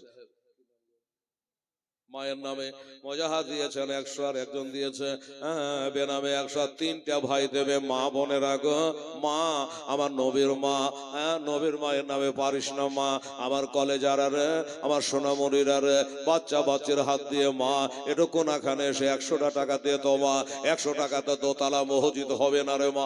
সুবহানাল্লাহ, দিতে হবে। ঠিক আছে বাবু যাও। ছেলে আমার 100 টাকা দিয়েছে, 3 জন হয়ে গেল, জাযাকাল্লাহ মাশাআল্লাহ। 100 টাকা দিয়েছে, 4 জন হয়ে গেল। এই বেটিরা তাড়াতাড়ি করে আম্মা জানেরা, সুবহানাল্লাহ। আর একজন ছেলে একটা দিয়েছে, 5টা হয়ে গেছে বাবা, আলহামদুলিল্লাহ, জাযাকাল্লাহ। আমার মা বোনেরা, ভাইয়েরা, জীবনের অন্তেমে কালে ইজরাইল আসে যেদিন সোনার জীব যাবে রে লইয়া, যেদিন সাধের জীব যাবে রে লইয়া।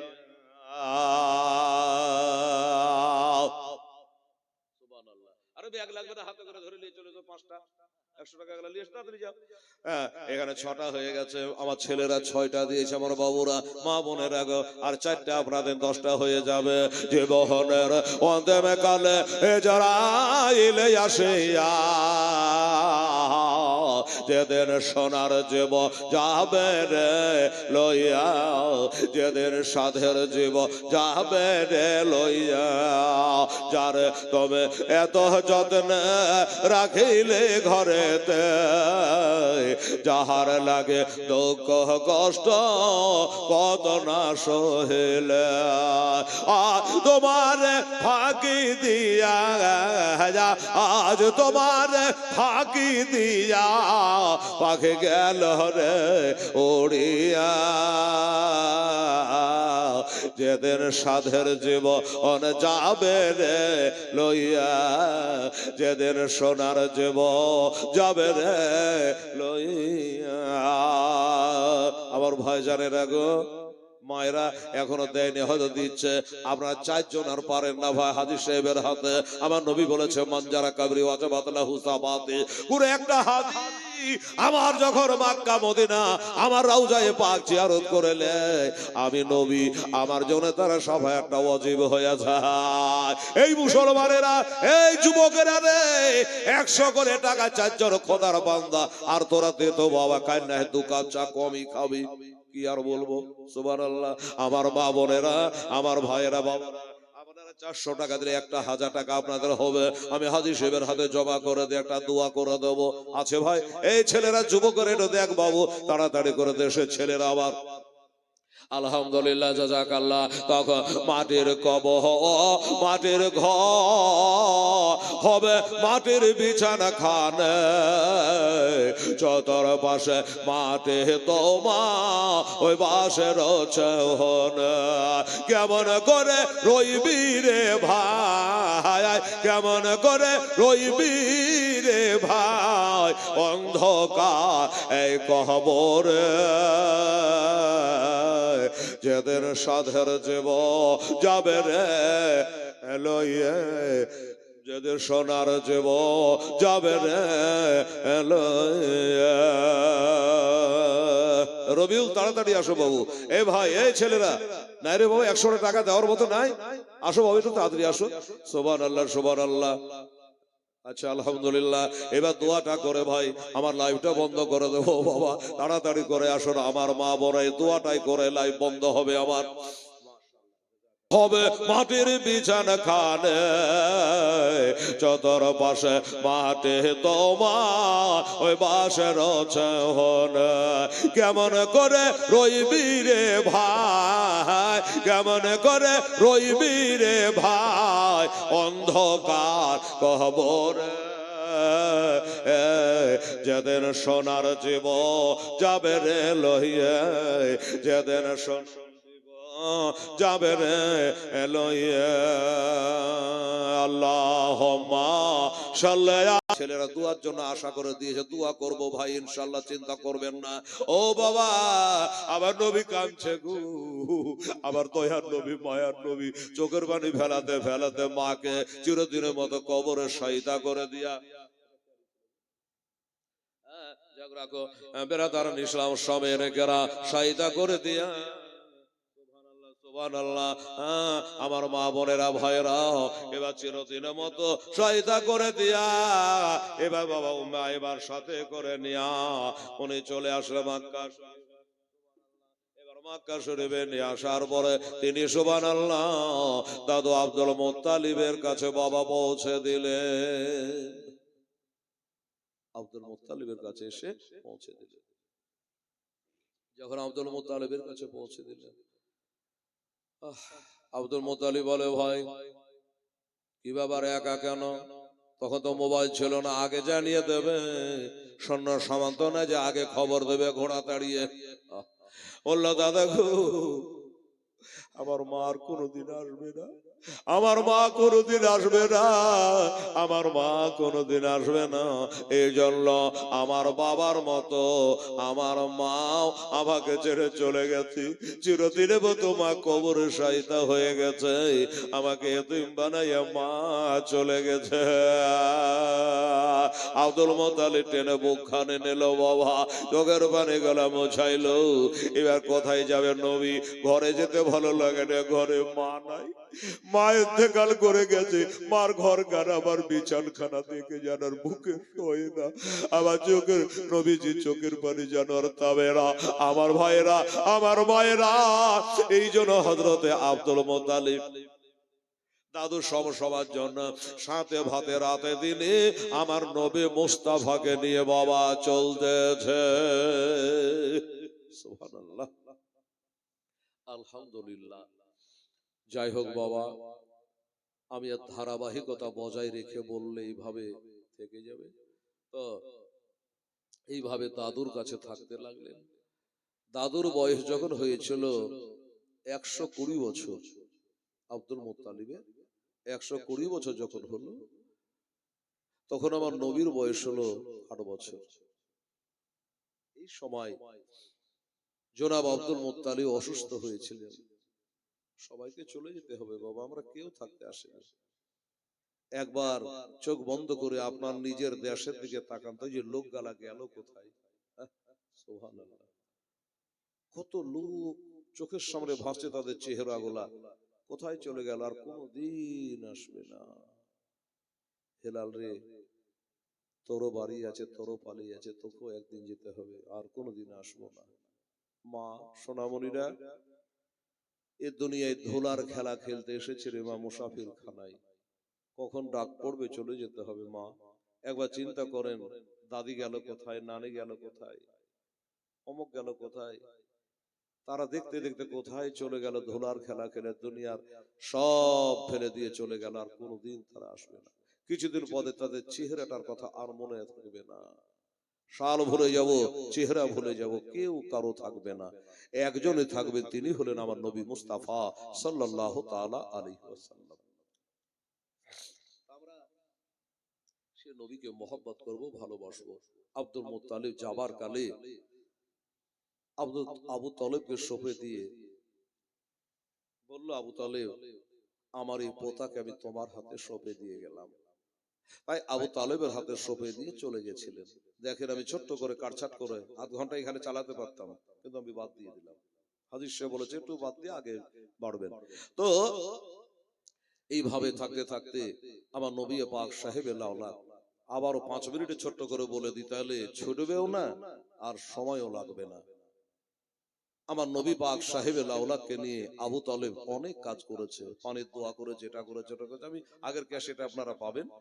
তো এইবারে একটু আগে বাড়ার জন্য, অন্য দিকটা কিছু শোনাবার জন্য একটা যুদ্ধের ঘটনা গেল বলবো মনে করে একটু আগে সরকার। মাশাআল্লাহ, জাযাকাল্লাহ, আলহামদুলিল্লাহ।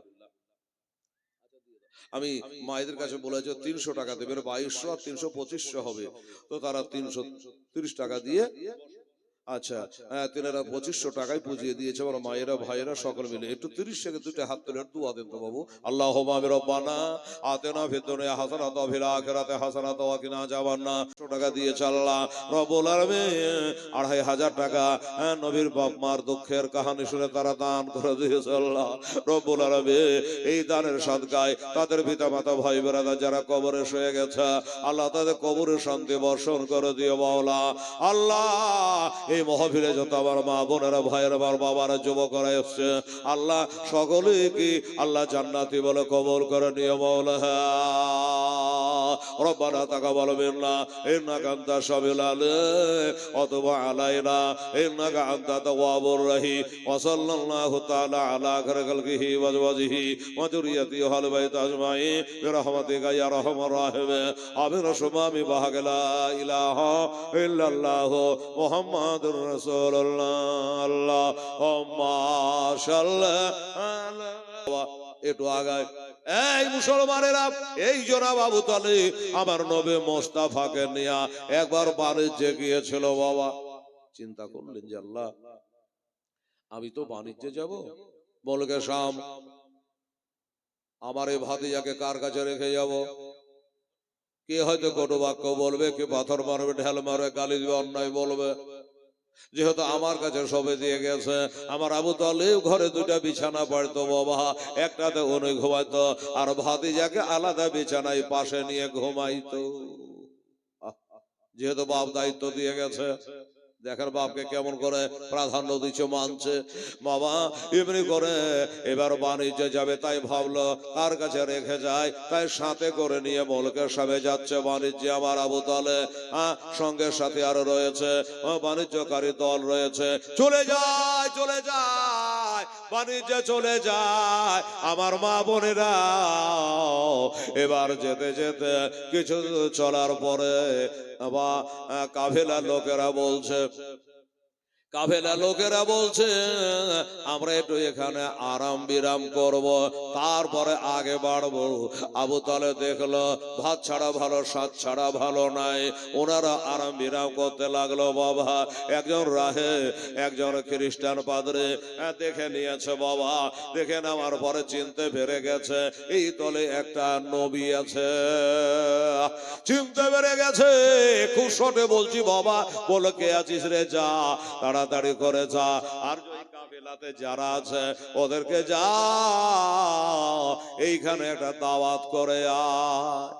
একজন গিয়ে বলল, বাবা দাদা কোথায় বাড়ি ঘর জানা দরকার নেই, আপনারা ওই দেখেন আমাদের ওই যে গির্জা দেখতে পাচ্ছেন, খানকা দেখতে পাচ্ছেন, ওইখানে আপনারা 2টো খাওয়া দাওয়া করে যাবেন, আপনাদের সকলে জিয়াফত থাকলো।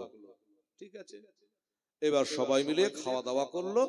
আর ওই রাহে বলছে, সেই পাদরি বলছে আমার নবীকে লক্ষ্য করে, ওগো এই যে চাঁদের বরাবর এই ছেলেটার ওয়ারিশ কে আছে, এই ছেলেটার আত্মীয় মালিক কে আছে?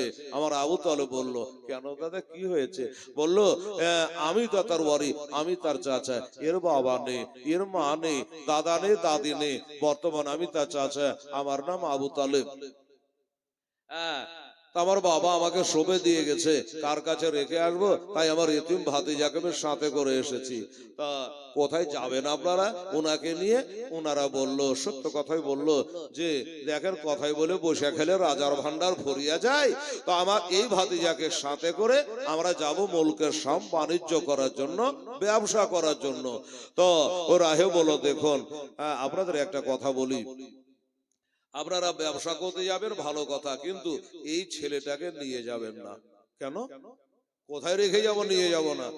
আর নিয়ে গেলে ক্ষতিটা কি? বলে এই ছেলেকে যদি নিয়ে যান তাহলে ফিরিয়ে আনতে পারবেন না, ঘুরিয়ে আনতে পারবেন না। কেন? বললো ওইখানে ইহুদিদের আড্ডা, ওইখানে হলো ইহুদিদের বাস। এই যে আপনার ভাতিজা আছে ঠিক আছে, কিন্তু আপনার ভাতিজার শুধু নয়, ইনি হলো আল্লাহর নবী, ইনি হলো কুল কায়নাতের নবী, ইনি হলো আখেরি পয়গম্বর। ইনাকে যদি নিয়ে যা, আমি যেমন চিনতে পারলাম ওনারাও চিনতে পারবে, আর একে জিন্দা ঘুরতে দেবে না। আবু তালেবের বুকটা দৌড় দৌড় করে বাবা কেঁপে গেল। হাই সর্বনাশ, লাভ দু পয়সা কম হোক, আমার ভাতিজাকে হত্যা করে দেবে, আমি তার সইতে পারবো না।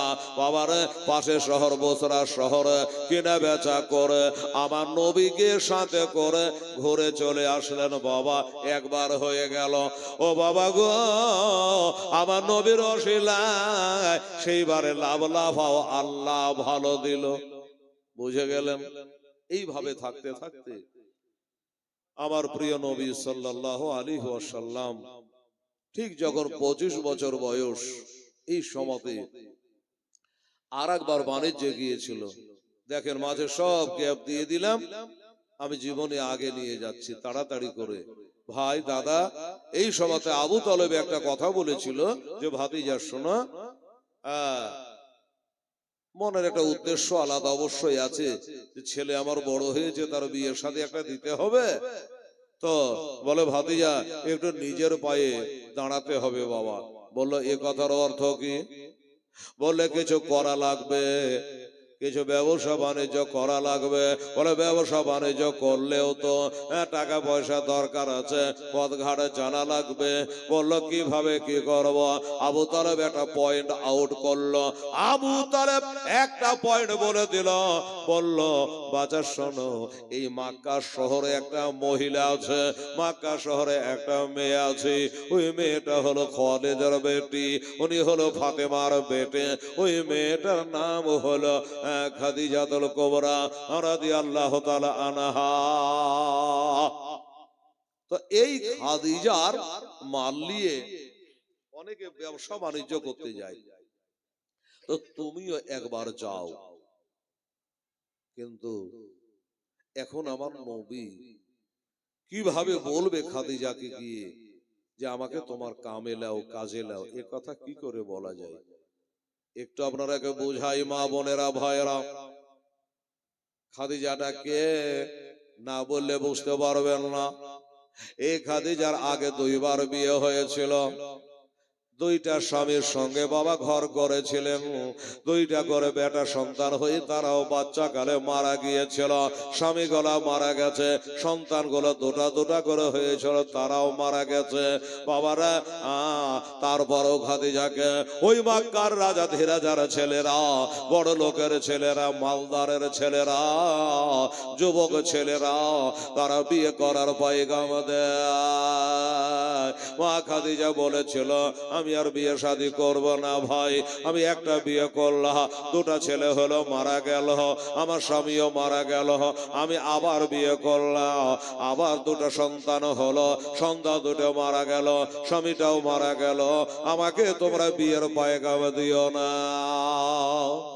আমাকে তোমরা বিয়ের পায়গাম দিও না, আমি আর বিয়ের শাদী করব না। কাজে দুইটা স্বামী হারা, বাবা হারা, মা হারা এই মা খাদিজা চাকর বাকর দিয়ে, লোকজন দিয়ে দেশ বিদেশে বাবা বাণিজ্যের জন্য পাঠাই। কে জানি আমার আল্লাহ পাক মা খাদিজার মনে উদয় করে দিয়েছে কি, যে আমার নবীকে যেন একবার স্মরণ করে। খাদিজা বলছে তার বাদে নাভিসাকে ডেকে, নাভিসা রে, এই নাভিসা, এত বড় ব্যবসা বাণিজ্য চালাতে গেলে একটা সত্যবাদী ছেলের দরকার। একটা সত্যবাদী ছেলে সংবাদ এনে দিতে পারবে। আর আমার ভাইয়েরা, মা বোনেরা, আমাদের নবীকে ওই সময়তে মক্কাবাসীরা ডাকত আল আমিন বলে, সত্যবাদী বলে, সত্যবাদী বলে সবাই ডাকত। কারণ তখন তো নবীর নবুয়ত প্রকাশ করেননি, কাজে কোনো দুশমনে আড়াআড়ি ছিল না। সবাই তাকে সত্যবাদী বলে রাখতো, আমানতের মাল রাখতো, অনেক কিছু। তো খাদিজা তার মাদি নাভিসাকে বলছে, এরকম একটা নম্র, ভদ্র, সত্যবাদী ছেলের খবর দিতে পারবি? যদি পারিস তো দেখ, আমি তাকে বেতন ডবল দেব, আর যারাকে দিচ্ছি তার থেকে তাকে ডবল বেতন দেব। নাভিসা বলে, আছে একটা ছেলে, তার মা নাই, বাবা নাই, চাচার কাছে থাকে, আবু তালেবের কাছে থাকে, তাকে গোটাই মক্কাবাসী আল আমিন বলে ডাকে, সত্যবাদী বলে ডাকে। আর সত্য ছাড়া ব্যবসা বাণিজ্য চলবে না রে বাবা। বলে যা, ওনাকে বলো আমি তাকে ডবল বেতন দেব। কি খোদার কারিশমা বাবা গো! আমার নবীকে লেও লেও বলতে হলো না, আমার নবীকে দরখাস্ত লিখতে হলো না, আমার আল্লাহ তার মনে উদয় করে দিল, আর আমার নবীকে ডেকে বাবা নিল। এই মা খাদিজার মান নিয়ে আবার যাচ্ছে। খাজিমাকে বলে দিল, খাজিমা, এ নম্র ভদ্র ছেলে, সম্ভ্রান্ত ঘরের ছেলে, আদব তামিজ বজায় করে, এনাকে সঙ্গে করে নিয়ে যাবি। মায়েশারাকে বলে দিল, কাজিমাকে বলে দিল, আর সবকে বলে দিল, রাস্তা পথে যেন কোনো বেয়াদবি হয়ে না যায়। বাবা এবার আমার নবী একবার চাচার সঙ্গে গেল, এবার নিজেই বাবা মা খাদিজার মাল লইয়া উনি যাচ্ছে বাবা ওই মুলকে শাম। আবার যেতে যেতে লোকজন বলল, ওগো আল আমিন, এবার তো আপনি নতুন জয়েন করেছে, নতুন আমাদের দলে ঢুকেছে, খাদিজার মাল লইয়া যাচ্ছে, আমরা তো অনেকবার যাওয়া আসা করেছি, আমিও তো গেছি, তবে একটা কথা বলি, চলুন, এত দূরের রাস্তা একভাবে যাওয়া যায় না, তাই তার একটা জায়গায় আরাম বিরাম করার জন্য তারা উঠে থেকে তাড়াতাড়ি করে নেমে গেল। উঠে থেকে নেমে এক জায়গায় তারা আরাম করতে লাগলো। আমার নবী বলে, ঠিক আছে ভাই, আগে যান, তারপরে ব্যবসা বাণিজ্য সবকিছু একটু আরাম বিরাম করে এলাম।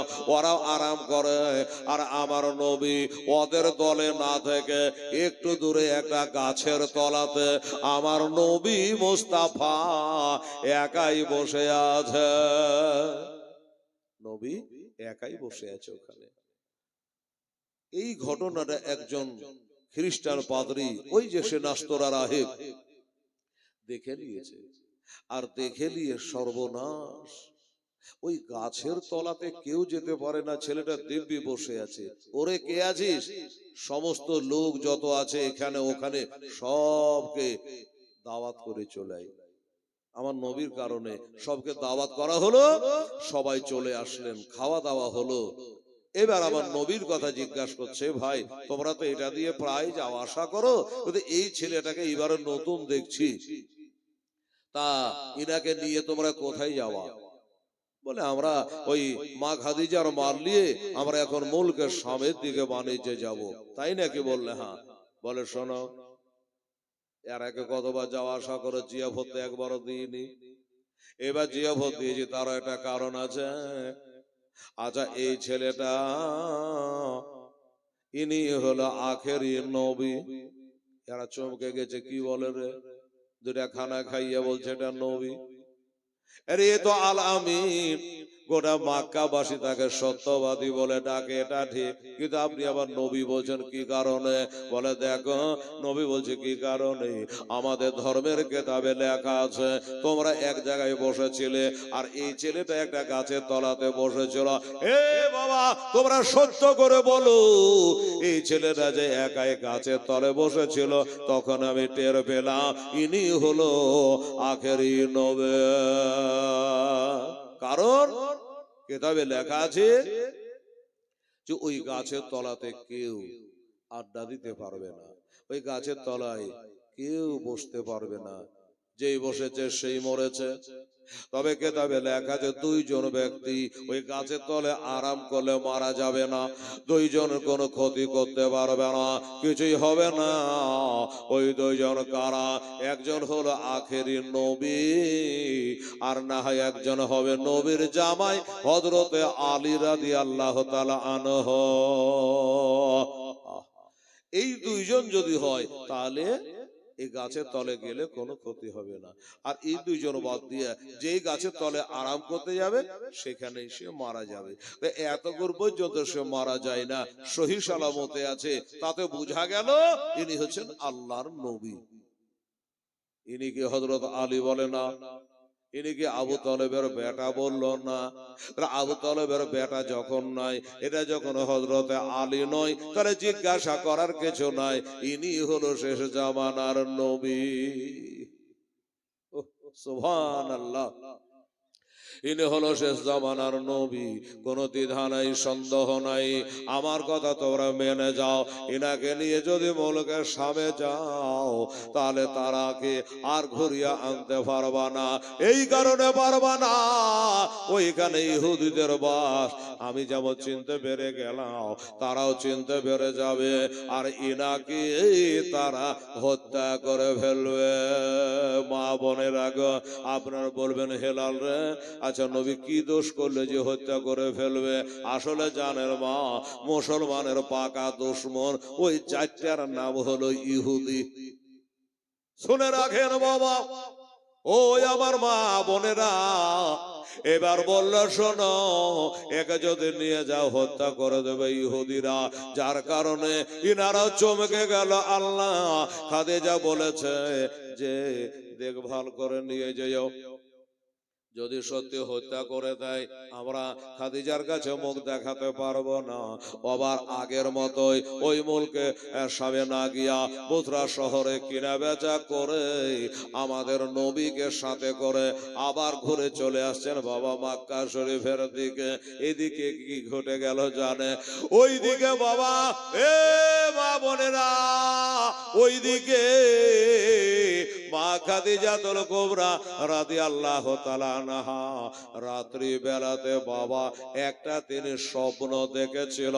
ওই স্বপ্নটা দেখে জানো আর ঘুম হয় না। এই করে রাতটা পার হলো। বলবেন ভাই রে স্বপ্নটা কি দেখেছে? বলি, উনি স্বপ্নটা দেখেছে, কাকে বলবো, কে পারবে? এ স্বপনের তর্জমা কে করে দিতে পারবে? এর মানে মতলবটা কে বলে দিতে পারবে? আমার বাবারা, মা বোনেরা, সেই যুগে একজন বিখ্যাত আলেমের নাম ছিল, তার কি বলে, ওয়ারকা বিন নাফেল। ওয়ারকা বিন নাফেলের কাছে গিয়ে বলল, ওগো আমি আজকে রাতের বেলায় একটা বড় মারাত্মক স্বপ্ন দেখেছে, এটার তর্জমা কি হবে, এটার মানে মতলব কি হবে, একটু আপনি বড় মাওলানা একটু ব্যাখ্যা করে বোঝা। ওয়ারকা বিন নাফেল বলল, খাদিজা কি স্বপ্নটা দেখেছো আগে বলো। বলে আমি স্বপ্নটা দেখেছি এরকম, কোনোদিন এমন স্বপ্ন দেখি নাই। দুটো স্বামী হারিয়েছি, চারটা ছেলে হারিয়েছি, বাপ হারিয়েছি, মা হারিয়েছি, এমন স্বপ্ন কোনোদিন দেখি নাই। গত রাতে যা স্বপ্ন দেখেছে। কি দেখেছ? বলছে আমি স্বপ্ন যোগে দেখতেছি, মনে হচ্ছে যেন আকাশের পূর্ণিমার চাঁদ, আকাশে চন্দ্র সূর্য নেমে যেন আমার বাড়ির আঙিনায় যেন চলে আসছে।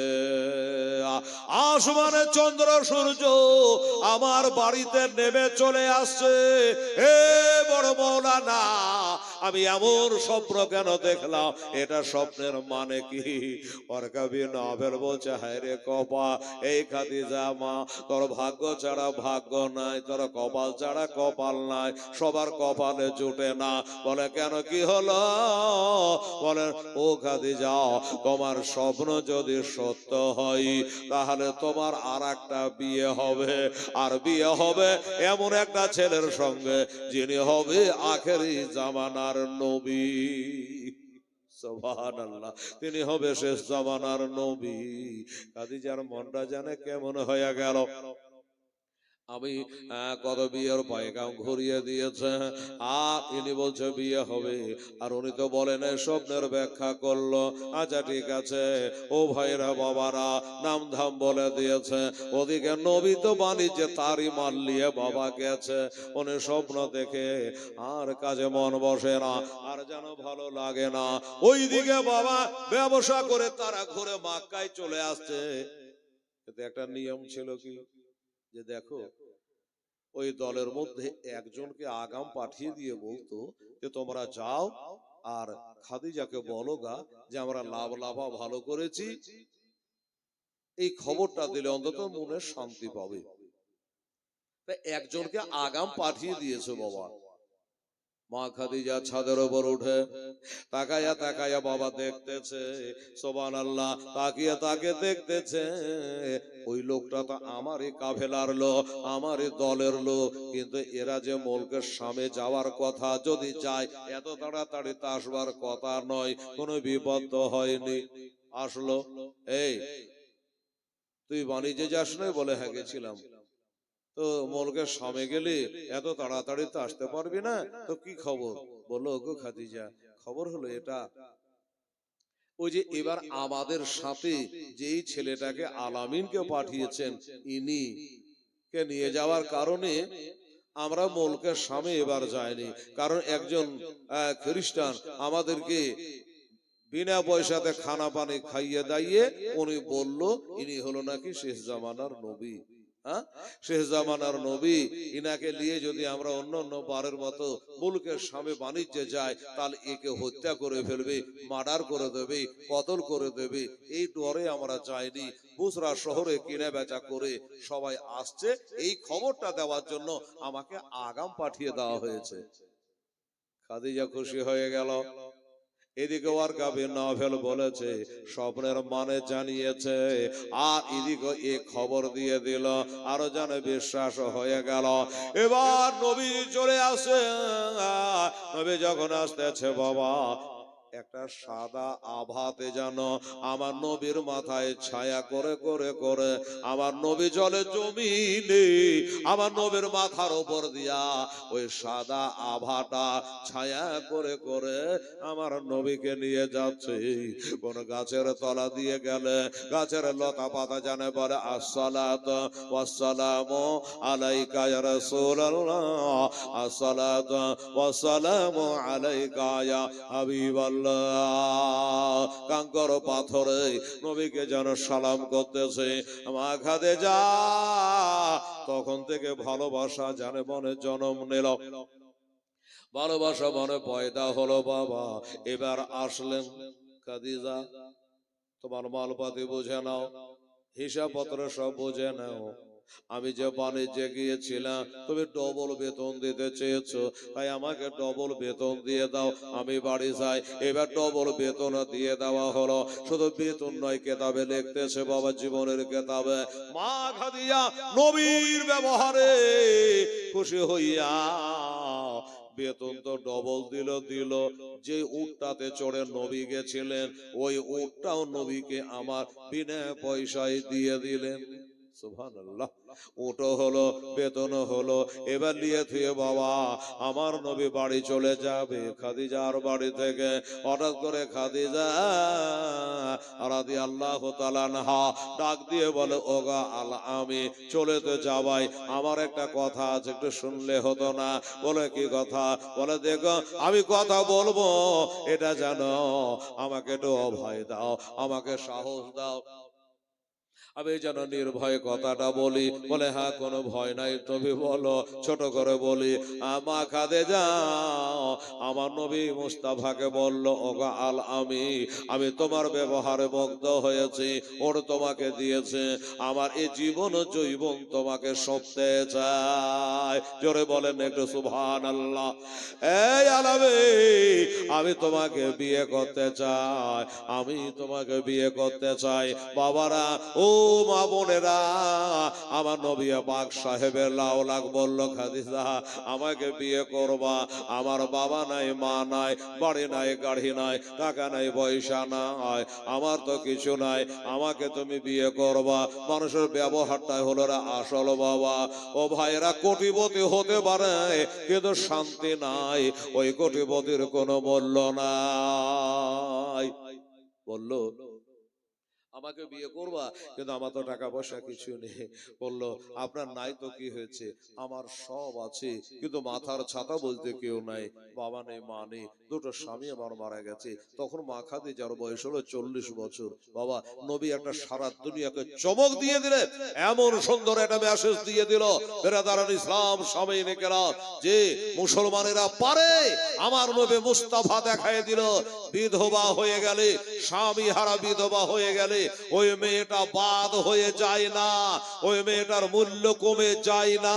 তাই নবী হাজারো যুবতী মেয়ে থাকতো, ওই মা খাদিজাতুল কুবরা রাদিয়াল্লাহু তাআলা আনহার বাবা আবেদনটা তিনি কবুল করেছিলেন, যে বিধবাকে নবী বুকে জায়গা দিয়েছিলেন। জোরে বলেন সুবহানাল্লাহ। ভাইরা আপনারা জানেন, সতীদাহ বলে একটা প্রথা ছিল। কোন একজন তার স্বামী মারা গেলে ওই চিতাতে তার স্বামী তার বিবিকে আগুন জ্বালিয়ে পুড়িয়ে ছাই করে দেওয়া হতো, ছারখার করে দেওয়া হতো। রাজা রামমোহন রায় বলেছিল এই প্রথা রাখা যাবে না, একটা মানুষ মারা যেতেই পারে, তাই বলে তার চিতাতে তার স্ত্রীকে পুড়িয়ে দেওয়া হবে, এটা একটা কুপ্রথা বলে মনে করি। সেই প্রথাটাকে উঠিয়ে দিয়েছিল। তার আগে, বহু আগে আমার নবী মুস্তাফা দেখিয়ে দিয়েছিল, বিধবাকে খারাপ বাসতে নেই, বিধবাকে বুকে জায়গা দিতে হয়, বিধবাকে বিয়ে করাটা কোনো অপরাধ নেই। বেরাদারান ইসলাম সামিনে কেরাম, যাই হোক বেরাদার দোস্ত বুজুর্গ আমার, এবার আমার নবী বলল, খাদিজা দেখো তুমি আমাকে ভালোবেসেছো, ভালোবাসা অপরাধ নয়, আমাকে তুমি বিয়ে করবা। এত ধনী এত বড় লোক হয়ে আমার ব্যবহারে তুমি মুগ্ধ হয়েছো, বিয়ে তুমি করবা। কিন্তু শোনো, আমি ডাইরেক্ট তোমাকে এখন কথা দিতে পারছি না। এই জন্য আমার বাবা বা না থাকলো, আমার চাচা আছে, চাচি আছে, ফুপা আছে, ফুপুই আছে, ফুপাতো ভাইয়ের আছে, আত্মীয় স্বজন আছে, বংশ বলি আছে, আমি তাদের মুখে চুনকালি লাগিয়ে হঠাৎ করে তোমাকে বিয়ে করে নেবো, এটা কি করে হয়? শোনো, তুমি যদি আমাকে বিয়ে করতেই হয়, তাহলে সত্যি যদি আমাকে ভালোবেসেই থাকো, তাহলে তুমি আমার চাচা আবু তালেবের কানে খবর দাও, উনি রাজি হয়ে গেলে বাস কোনো ব্যাপার নেই, ঠিক আছে আপনি যান। আমার নবী পাক সাহেবে লাউলা ওই উঠে চড়ে টাকাগুলা নিয়ে, ওই যে বেতনের ডবল টাকা পেল, সেইগুলা নিয়ে নবীজি সোজা চাচার নিজের বাসায়, নিজের হুজরায়, নিজের বাড়িতে উনি চলে যাচ্ছে। বাবা গো, আমার মা বোনেরা, এবার যেতে যেতে রাস্তায় ওই টাকাগুলাকে বার করে বাড়ি পৌঁছাবার আগে কয়েকবার নবী টাকাগুলাকে বার করে, একবার করে টাকাগুলা দেখে, আবার পকেটে ঢোকায়, আর নবীজি আমার কাঁদে, আবার টাকাগুলা দেখে আবার কাঁদে। আপনার বলে হেলাল রে, এ তো অবাক কথা, আশ্চর্য কথা, টাকাগুলা দেখে কাঁদে কেন?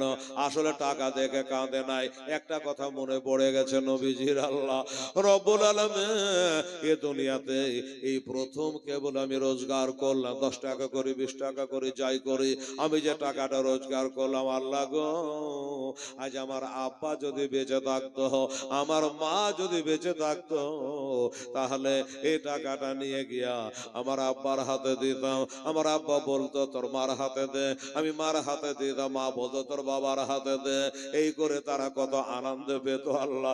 কিন্তু আল্লাহ আমার এই সুযোগ আর হলো না, আমার মনের আশা মনে রয়ে গেল, আমার বাবা মা দুনিয়াতে বেঁচে নয়, টাকাটা কাকে দেব?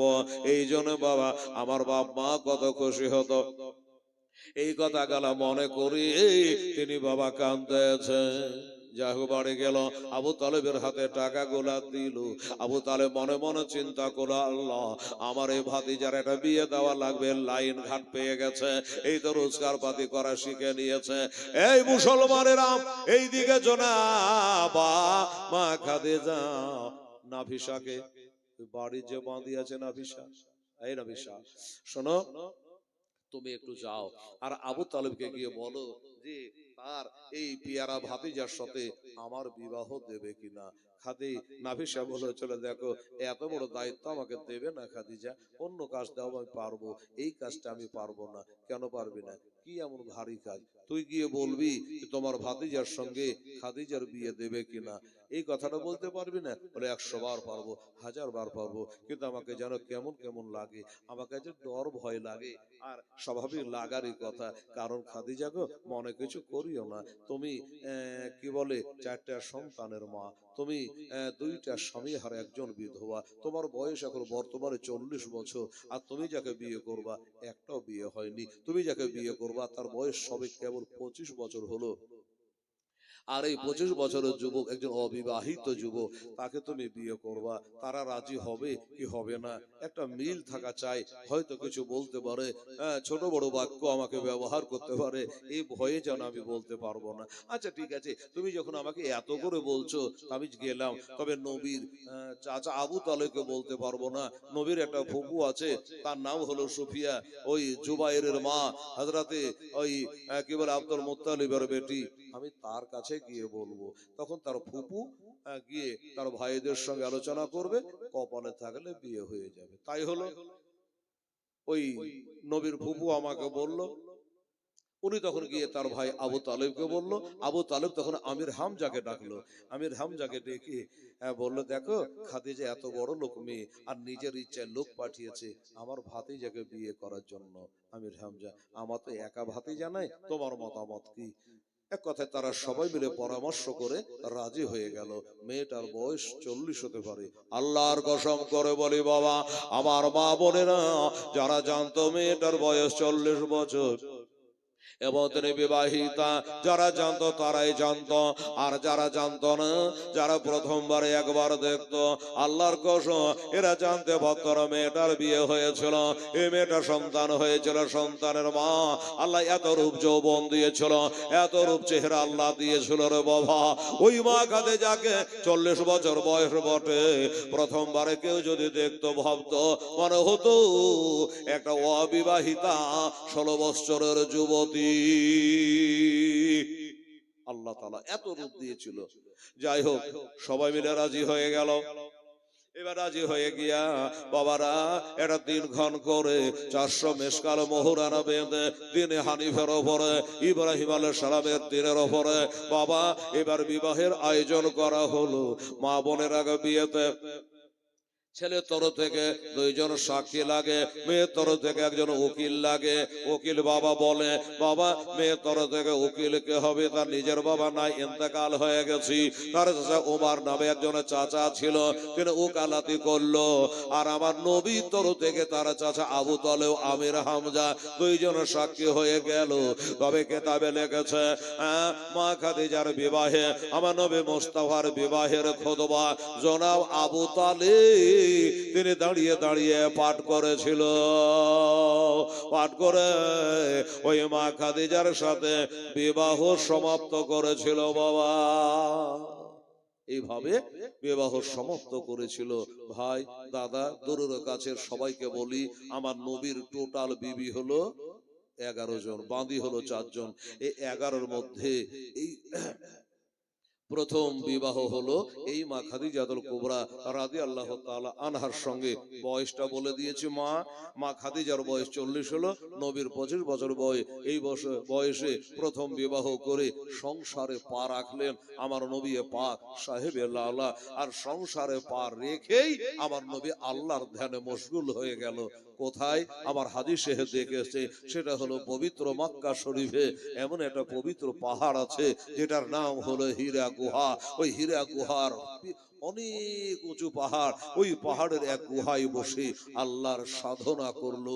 1 নয় 2 নয় 15 বছর ধরে 15 বছর ধরে সাধনা করলো ভাই। কখনো নবী বাড়ি হানে খেয়ে যেতেন, আর কখনো আমার মা খাদিজা খাবার ওই পাথরের উপর দিয়ে উঠে কষ্ট করে উঠে উঠে হাত পা কেটে যেত, এত কষ্ট করে নবীকে খাবার দিয়ে আসতেন।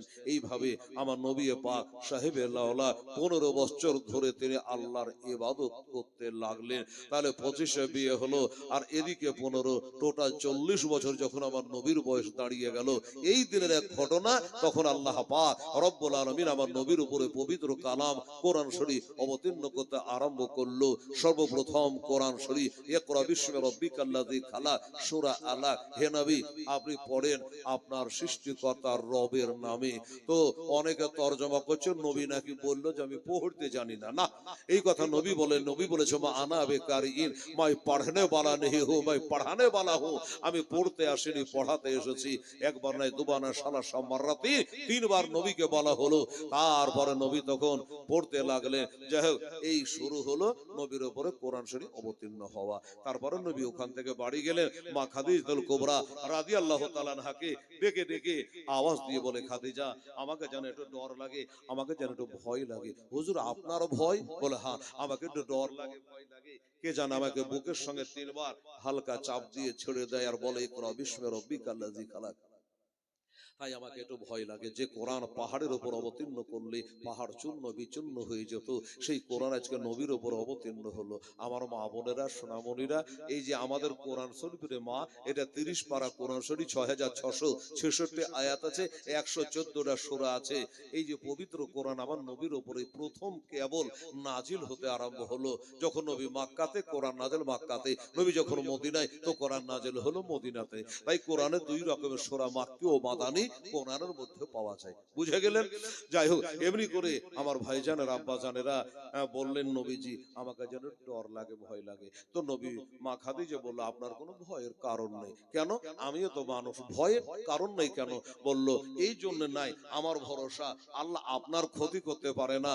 অসুস্থ মানুষকে মাইলের পরে মাইল পায়ে হেঁটে আপনি দেখতে যান, আর বিধবাকে বুকে জাগা দেন, গরিবদের ভালোবাসেন, অসহায়ের সহায় হয়ে দাঁড়ান। আপনার ক্ষতি আল্লাহ করতে পারে না। তবে চলুন আপনাকে একটু প্রাথমিক চিকিৎসা করিয়ে নিয়ে আসি, একবার দেখিয়ে নিয়ে আসি। আমরা যেমন ডাক্তারখানায় প্রথম হাতুড়ে ডাক্তারগুলোকে দেখাই, তারপরে বহরমপুর করতে করতে কলকাতা চলে যায়। তো চলুন একটু নিয়ে যাই। কোথায় নিয়ে গেল? কোন ডাক্তার কবিরাজের কাছে নয়, নিয়ে গেলে সেই মৌলানা ওয়ারকাবি নভেলের কাছে। ওনাকে বললে, দেখুন এই ব্যাপার, আমার স্বামী 15 বছর ধরে ওই যে পাহাড়ের গুহায় আল্লাহর ইবাদত করে, কোনোদিন কথা বলে নাই। আজকে নাকি ওনাকে কেনা বুকের সঙ্গে চাপ দিয়ে 3 বার হালকা করে ছেড়ে দিয়েছে, আর বলেছে ইকরা বিস্মি রাব্বিকাল্লাযী খালাক, পড়ুন আপনার সৃষ্টিকর্তা রবের নামে। তাই বলছে আমাকে ভয় ভয় লাগে। উনি বলল, খাদিজা, ভয়ের কোনো কারণ নেই। তোমাকে বলেছিলাম না তোমার বিহার কালে মনে পড়ে? আজ থেকে 15 বছর আগে তোমাকে বলেছিলাম, খাদিজা রে, আকাশে চন্দ্র সূর্য তোর বাড়ির আঙিনায় নেমে আসার কারণটাই হলো আখেরি নবীর সঙ্গে তোর বিয়ে হবে। আজ বুঝতে পেরে গেলি, তোর স্বামীর কাছে যেটা এসেছিল ওটা জিন ভূতের কেউ আড্ডা ছিল না, ওটা কোনো খারাপ মানুষ ছিল না। ওটা কে ছিল জানো? তোমার স্বামীকে যে বুকে ধরে ছেড়ে দিয়েছিল, ওটা আল্লাহ নূরের ফেরেশতা ছিল। ওটা কোন ফেরেশতা জানো? উনি হলো হামেল কোরআন, আর তোমার স্বামী হলো সাহেবে কোরআন। ওটা হলো ওই ফেরেশতা যেই ফেরেশতা সমস্ত নবীদের কাছে আল্লাহর বাণী পৌঁছে দেয়। খাদিজা, তোমার স্বামীও হলো আল্লাহর নবী, আখেরি নবী। তাই তোমার স্বামীর উপরে কোরআনে পাক নাজিল হতে আরম্ভ হলো। ইনি শান্তি পাওয়া গেল, ওনারাও শান্তি পেলেন, বুঝে গেলেন। ভাই দাদা, আমরাও শান্তি পেলাম যে ওটা অন্য কেউ নয়, ওটা ফেরেশতার সর্দার ছিল। যাই হোক, এমনি করে আমার নবীর উপরে 30 পারা কোরআন শরীফ নাজিল হয়েছিল, আর আল্লাহর অর্ডার হয়ে গেল, নবী গো, এবার আর নয়, এবার আপনি ইসলাম জারি করেন, এবার আপনি কলেমা প্রচার করেন, আপনি যে নবী এটা এবার প্রকাশ করতে থাকে। তখন আমার নবী এবার ইসলাম প্রচার করতে আরম্ভ করলো। এখান থেকে আগামীকাল এই বলে আজকে বক্তব্য সমাপ্তি। ওমা আলাইনা ইল্লাল বালাগ। আর খুশি ঝুঁকে উঠকারো মুমিন ও তাজিমে আহমদ কে লিয়ে